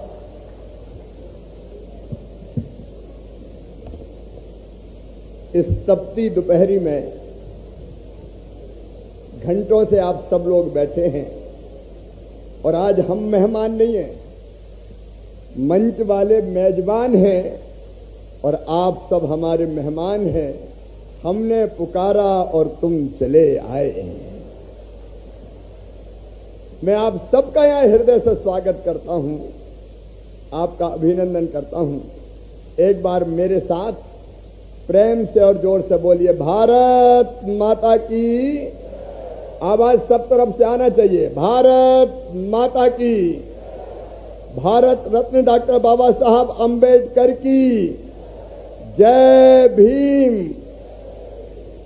मंच पर विराजमान हमारे वरिष्ठ नेता, मोदी जी के सहयोगी, किसान और कृषि कल्याण मंत्री आदरणीय नरेंद्र सिंह तोमर जी, हमारे लोकप्रिय वरिष्ठ नेता और नागरिक उड्डयन मंत्री, जिनके नेतृत्व में विकास की दिशा में हम लोग आगे बढ़ रहे हैं, आदरणीय ज्योतिरादित्य सिंधिया जी, भारतीय जनता पार्टी के। सब लोग बैठ जाएं, सब बैठ जाएं। बाद में कोई बात होगी तो बाद में बात कर लूंगा मैं उनसे। एक बार फिर जोर से बोलिए, भारत माता की। और जोर से, भारत माता की। कोई भी बहन अगर कोई बात कहना चाहती है तो प्रशासन के लोग यहां ले आएंगे पीछे। मेरा कार्यक्रम समाप्त होने के बाद बात करते हुए जाएंगे। मंच पर विराजमान भारतीय जनता पार्टी के प्रदेश के लोकप्रिय और यशस्वी अध्यक्ष सांसद आदरणीय बीडी शर्मा जी, भारतीय जनता पार्टी के अनुसूचित जाति मोर्चे के हमारे राष्ट्रीय अध्यक्ष आदरणीय लाल सिंह आर्य जी, हमारे प्रदेश के अध्यक्ष आदरणीय कैलाश जाटव जी, हमारे वरिष्ठ नेता और प्रदेश में गृह मंत्री के रूप में लगातार बेहतर काम करने वाले हमारे नेता आदरणीय नरोत्तम मिश्रा जी, मेरे भाई प्रभारी मंत्री तुलसी सिलावट जी, मध्य प्रदेश सरकार के वित्त मंत्री आदरणीय जगदीश देवड़ा जी, हमारे बिजली और ऊर्जा मंत्री भाई प्रद्युम्न तोमर जी, मध्य प्रदेश सरकार के स्वास्थ्य मंत्री डॉक्टर प्रभुराम चौधरी जी, बहन मीना सिंह जी जिनके विभाग का यह कार्यक्रम है, अरविंद जी, भारत जी, सुरेश जी, विजेंद्र जी, ओपीएस भदौरिया जी, हमारे लोकप्रिय सांसद विवेक सैजवलकर जी, हमारे जिले के दोनों अध्यक्ष अभय जी, कौशल जी, मंच पर विराजमान बाकी सभी साथी, नेता, पदाधिकारीगण और इस डॉक्टर अंबेडकर महाकुंभ में हजारों हजार की संख्या में पधारे हुए मेरे प्रिय बहनों, भाइयों, भांजे भांजियों, दोनों हाथ जोड़ के शीश झुका के आप सबको प्रणाम करता हूं, आप सबको नमस्कार करता हूं। डॉक्टर बाबा साहब अंबेडकर जी ने हमको संविधान दिया, उनके बनाए संविधान पर आज मोदी जी भी सरकार चला रहे हैं और हम भी सरकार चला रहे हैं। मेरा सब पत्रकार मित्रों से भी निवेदन है, हजारों की तादाद में आज बहन और भाई यहां आए हुए हैं, उनके बीच मैं अपनी बात रख रहा हूं और इसलिए अगर किसी एक बहन को किसी बात की जरूरत है तो प्रशासन के लोग मेरे साथ पीछे ले आए, मैं उनसे बात कर लूंगा। लेकिन डॉक्टर बाबा साहब अंबेडकर महाकुंभ में पधारे हुए लोगों के लिए आज मैं कुछ सौगातें लेके आया हूं। इस कार्यक्रम को डिस्टर्ब ना करे, ये मेरी अपील है। एक बार मेरे साथ फिर प्रेम से और जोर से बोलिए, भारत माता की। सब तरफ से आवाज आनी चाहिए, जय भीम, जय भीम। मेरे प्रिय बहनों और भाइयों, अभी जब हमारे नेता बोल रहे थे, आदरणीय तोमर जी, आदरणीय सिंधिया जी, हमारे प्रदेश के अध्यक्ष आदरणीय वीडी शर्मा जी, वो कह रहे थे आपसे कि अभी परसों हम गए थे डॉक्टर बाबा साहब अंबेडकर नगर, हम महू गए थे और महू आज से नहीं जा रहे। जब से भारतीय जनता पार्टी की सरकार बनी है, कांग्रेस ने कभी बाबा साहब अंबेडकर महाकुंभ का आयोजन नहीं किया, कभी स्मारक नहीं बनाया। आज मैं कांग्रेस से पूछना चाहता हूं, इतने साल तक तुमने सरकारें चलाई, तुमने कभी अंबेडकर महाकुंभ क्यों नहीं किया? तुमने कभी बाबा साहब का स्मारक क्यों नहीं बनाया? अगर स्मारक बने तो नेहरू खानदान के बने, अगर स्मारक बने तो केवल तुम्हारे परिवार के बने। लेकिन मुझे ये कहते हुए गर्व है बहनों और भाइयों, अंबेडकर नगर महू में अगर बाबा साहब का भव्य स्मारक बनाया तो भारतीय जनता पार्टी की सरकार ने बनाया, हमने बनाया। प्रधानमंत्री जी ने पंचतीर्थ की कल्पना की, जिसके बारे में नरेंद्र सिंह तोमर जी आपको बता रहे थे। अब कांग्रेस को तो जवाब देना चाहिए, डॉक्टर बाबा साहब अंबेडकर को चुनाव हराया क्यों, ये बताओ। जिसने संविधान बनाया उसे तुमने चुनाव हरवाने का महापाप किया। कांग्रेसियों, इतिहास तुम्हें कभी माफ नहीं करेगा, इतिहास तुम्हें कभी माफ नहीं करेगा। लेकिन परसों हम फिर महू गए थे बहनों और भाइयों, और हमने तय किया, भारतीय जनता की मांग थी कि डॉक्टर बाबा साहब अंबेडकर के और भी जो श्रद्धालु आते हैं देश भर से, उनके लिए सुविधाएं विकसित करने के लिए जमीन चाहिए। मैं नरेंद्र सिंह जी को और सिंधिया जी को बहुत धन्यवाद देना चाहता हूं। आपने प्रधानमंत्री जी, रक्षा मंत्री जी से बात की और हमें 3.5 एकड़ जमीन सेना ने आवंटित कर दी, दे दी। और वो पूरी जमीन हमने डॉक्टर बाबा साहब अंबेडकर की के, जो मेरी बहनाएं भी जोर से बताओ, होना चाहिए कि नहीं? ये कांग्रेस ने कभी नहीं किया, भारतीय जनता पार्टी की सरकार ने ये कर दिया है। और एक बात और मैं आप सबसे कहना चाहता हूं, जरा ध्यान से सुनना मेरी बात। संत रविदास जी महाराज, प्रभु जी तुम चंदन हम पानी, जाके अंग अंग बात समानी, प्रभु जी तुम घन वन हम मोरा, जैसे चितवत चंद चकोरा, प्रभु जी तुम दीपक हम बाती, जाकी ज्योत जलत दिन राती, प्रभु जी तुम स्वामी हम दासा, ऐसी भक्ति करत रह दासा। संत रविदास जी महाराज, हमने तय किया कि संत रविदास जी महाराज का एक विशाल और भव्य मंदिर सागर की धरती पर बनाया जाएगा। 100 करोड़ रुपए की लागत का संत रविदास जी का मंदिर अब सागर की धरती पर बनाया जाएगा। मैं आपसे पूछना चाहता हूं, बोलो बनाया जाना चाहिए कि नहीं? ऐसा नहीं, जोर से बोलो, बनाया जाना चाहिए कि नहीं? लेकिन एक बात मैं आप सबसे कहना चाहता हूं, मंदिर के निर्माण के लिए पैसे की व्यवस्था तो हम करेंगे, लेकिन आपके गांव की भी एक ईंट मंदिर में लगनी चाहिए। बोलो, लगनी चाहिए कि नहीं? जोर से बोलो। और जोर से बोलो, लगनी चाहिए।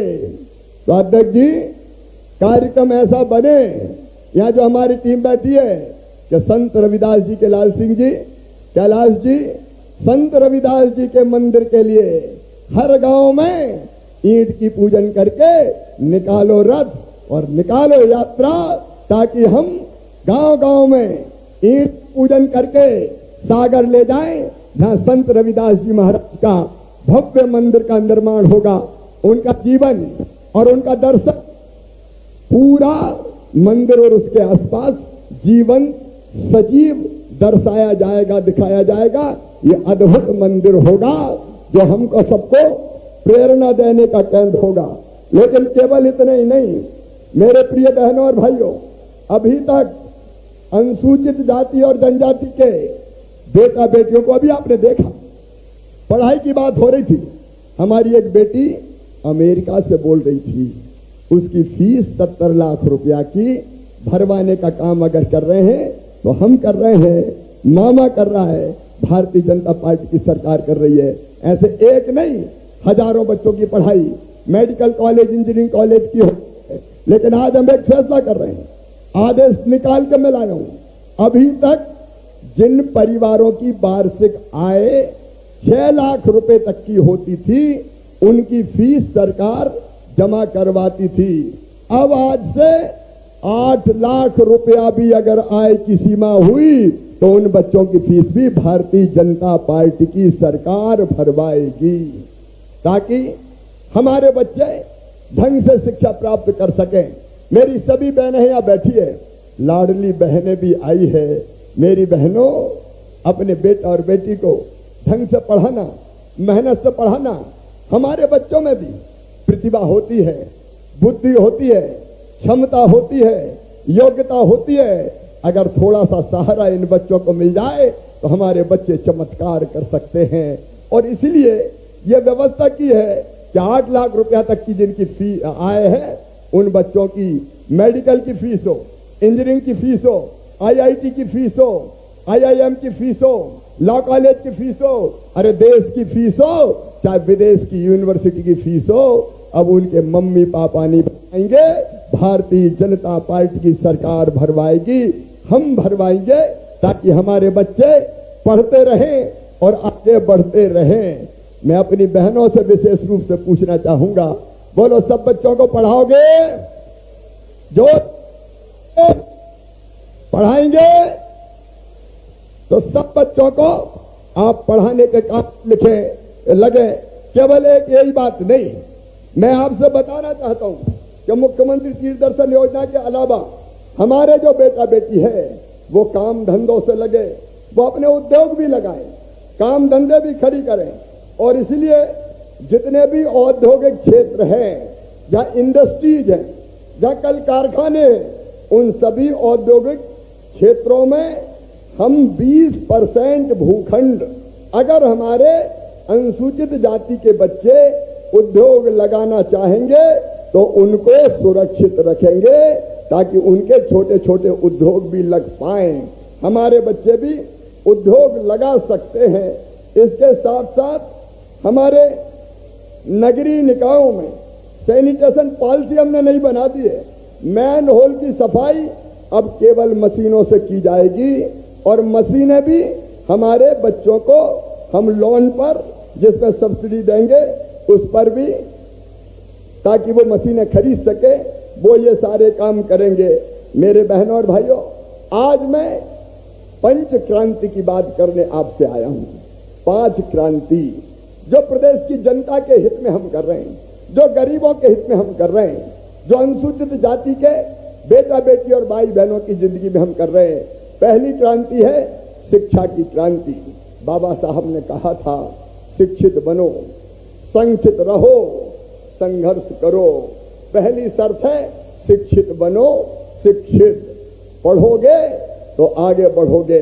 मैंने पढ़ाई की बाकी व्यवस्थाओं के बारे में कहा था, आज मैं फिर अपने भाइयों बहनों को कहना चाहता हूं, ये भारतीय जनता पार्टी की मध्य प्रदेश की सरकार थी।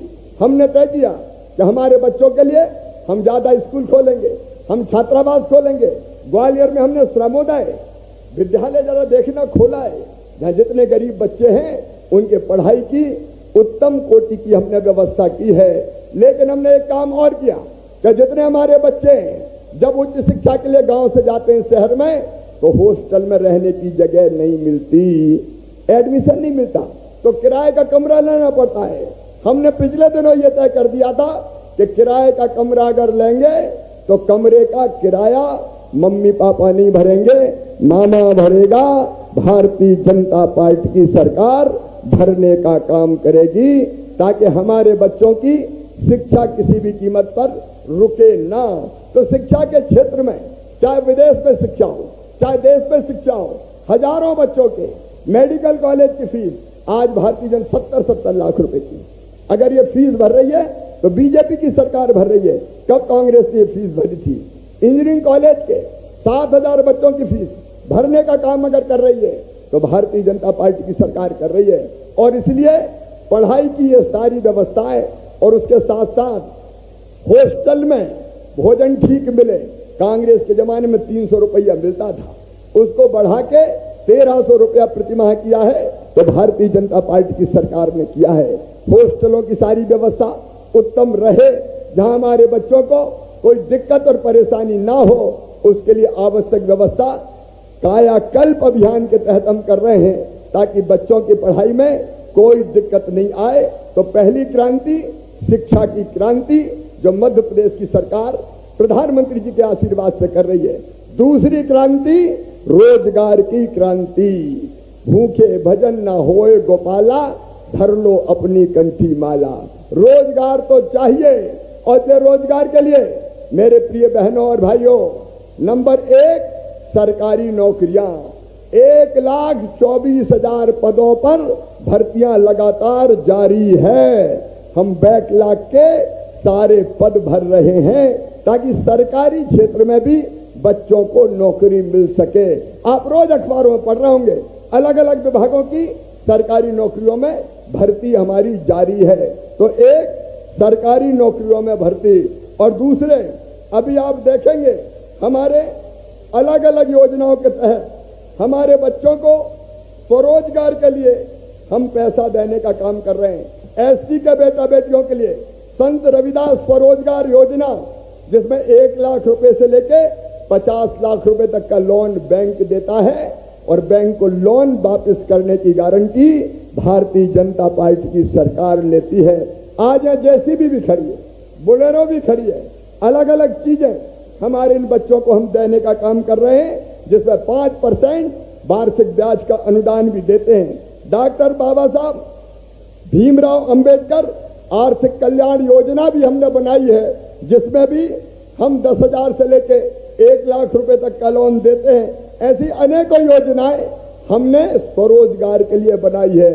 और एक योजना के बारे में और ध्यान से सुनना, हमारे जिन बच्चों ने BA BSc भी काम कर लिया, 12वीं पास कर ली, बेरोजगार हैं, रोजगार तत्काल नहीं मिल रहा, तो उन बच्चों को हम काम सिखाने अलग अलग कंपनियों में भेजेंगे, सर्विस सेक्टर में भी भेजेंगे। और जब वो काम सीखेंगे तो उस दौरान उनको 8,100 रुपया महीना, 8,100 रुपया महीना दिया जाएगा काम सीखने का, ताकि काम सीखें और पैसा भी कमाएं, उनकी आजीविका भी चलती रहे, और काम सीखने के बाद उनको परमानेंट रोजगार वहां मिल जाए या और कहीं वो काम खड़ा कर सकें। और इसलिए ये रोजगार की क्रांति जो मध्य प्रदेश की भारतीय जनता पार्टी की सरकार कर रही है। और तीसरी क्रांति है रहने की जमीन। रहने की जमीन, भगवान ने जब इस धरती पर पैदा किया है तो इतनी जमीन तो अपने नाम छोड़ी होगी कि अपना घर बना के वह हम चैन से रह सकें। इतनी जमीन के तो हम हकदार हैं। और इसलिए मुख्यमंत्री भू आवासीय अधिकार योजना के अंतर्गत वो गरीब जो छोटे छोटे घर में रह रहे हैं, अनुसूचित जाति के भी हमारे भाई बहन जो छोटे छोटे घर में रह रहे हैं, एक घर में 30 आदमी रह रहे हैं, 40 आदमी रह रहे हैं, एक बाप के 4 बेटे हो गए, 4 बहुएं आ गई, उनके बेटा बेटी हो गए, उनकी बहुएं आ गई, अब रहे कहां। और इसलिए हमने तय किया है कैसे प्रत्येक परिवार मतलब पति पत्नी और उसके बच्चे, उनको रहने के लिए निशुल्क प्लाट दिया जाएगा मुख्यमंत्री भू आवासीय अधिकार योजना के अंतर्गत। बोलो, सबके पास रहने की जमीन होना चाहिए कि नहीं? अरे जोर से बोल के बताओ, होना चाहिए कि नहीं? और इसलिए इस योजना के अंतर्गत कल मैंने प्लाट दे के आया हूं सीधी जिले में। कोई गरीब एससी का भी बिना रहने की जमीन के नहीं रहेगा। ये मुख्यमंत्री भू आवासीय अधिकार योजना। और एक चौथी क्रांति, मेरी बहनों, तुम्हारा सशक्तिकरण, बहनों का सशक्तिकरण। मेरी बहनें आज बड़ी संख्या में यहां बैठी है, मैं देख रहा हूं इस तरफ भी बड़ी संख्या में हमारी बहनें बैठी है। मेरी बहनों, पैसे की जरूरत अगर पड़ती थी तो 1000 और 500 रुपया के लिए भी कई बार परेशानी होती थी। कभी अपने बेटा बेटी ने कोई मांग कर दी, माँ कपड़े दिला दे, माँ किताब दिला दे, या कई बार हो तो भैया के घर अगर जाते हैं तो मन में ये होती है कि भाई के बेटी के लिए ये माइक खराब है, कुछ ना कुछ भाई के बेटा बेटी के लिए ले जाऊं। लेकिन पतिदेव से पैसा मांगे कि माई के जा रही हूं, मुझे 500 रुपया तो दे दो, तो पतिदेव डांट देते हैं, कहां से ले आऊं? जब देखो पैसे ही मांगती रहती है तो मन महसूस कर रह जाती है। मेरी बहनों, छोटी छोटी जरूरत के लिए हमको परेशान होना पड़ता था, और इसलिए अब मैंने बनाई है, भारतीय जनता पार्टी की सरकार ने बनाई है मुख्यमंत्री लाडली बहना योजना। और इस योजना में हर बहन के खाते में 1000 रुपया महीना डाला जाएगा। जो मेरी गरीब बहनें हैं, जिनकी आमदनी 2.5 लाख रुपया साल से कम है, जिनके पास 5 एकड़ से कम जमीन है, ऐसी सारी बहनों के खाते में बताओ 1000 रुपया डलना चाहिए कि नहीं? बहनें बताओ, डलना चाहिए कि नहीं? तो जोर से बताओ ना, डलना चाहिए कि नहीं? तो बताओ, फॉर्म कौन कौन ने भर दिया, हाथ उठाओ। जिन्हें आवेदन भर दिया हाथ उठाओ, उधर भी और इधर भी। बहुत सी बहनों ने भर दिया, अब नीचे करो। अब कौन कौन बचे जिन्हें नहीं भरे फॉर्म? अभी थोड़े से बचे तो कलेक्टर कमिश्नर जरा ध्यान दें। देखो, अप्रैल में फॉर्म भरा जाएंगे, मई में जांच हो जाएगी, और 10 जून से तुम्हारे खातों में पैसा आना शुरू हो जाएंगे, 1000 रुपया महीना। और जब 1000 रुपया महीना आएंगे तो सास भी कहेगी कि बहू को हर महीना 1000 रुपया मिल रहे हैं, रोटी में घी चुपड़ चुपड़ के खिलाओ, तो घर भी बहनों की इज्जत बढ़ जाएगी कि नहीं? और अभी तक तो पतिदेव से मांगती थी, अब अगर कभी पतिदेव को पैसे की जरूरत पड़ी और मुंह लटका के आए और तुमने पूछा, गुड्डू के पापा क्या बात है, आज बड़े उदास लग रहे हो, और उन्होंने कहा क्या करूं, आज पैसे की जरूरत थी, पैसा मिल नहीं रहे, तो चट पैसा निकाल के कहोगी ये धरे ले जाओ, चिंता मत करो, मैं तो हूं, काहे को चिंता करते हो? क्योंकि मुझे पूरा विश्वास है कि बहनें सारा पैसा खर्चा नहीं करेंगी, बचा के भी रखेंगी कि नहीं रखेंगी? अरे बताओ, रखेंगी कि नहीं?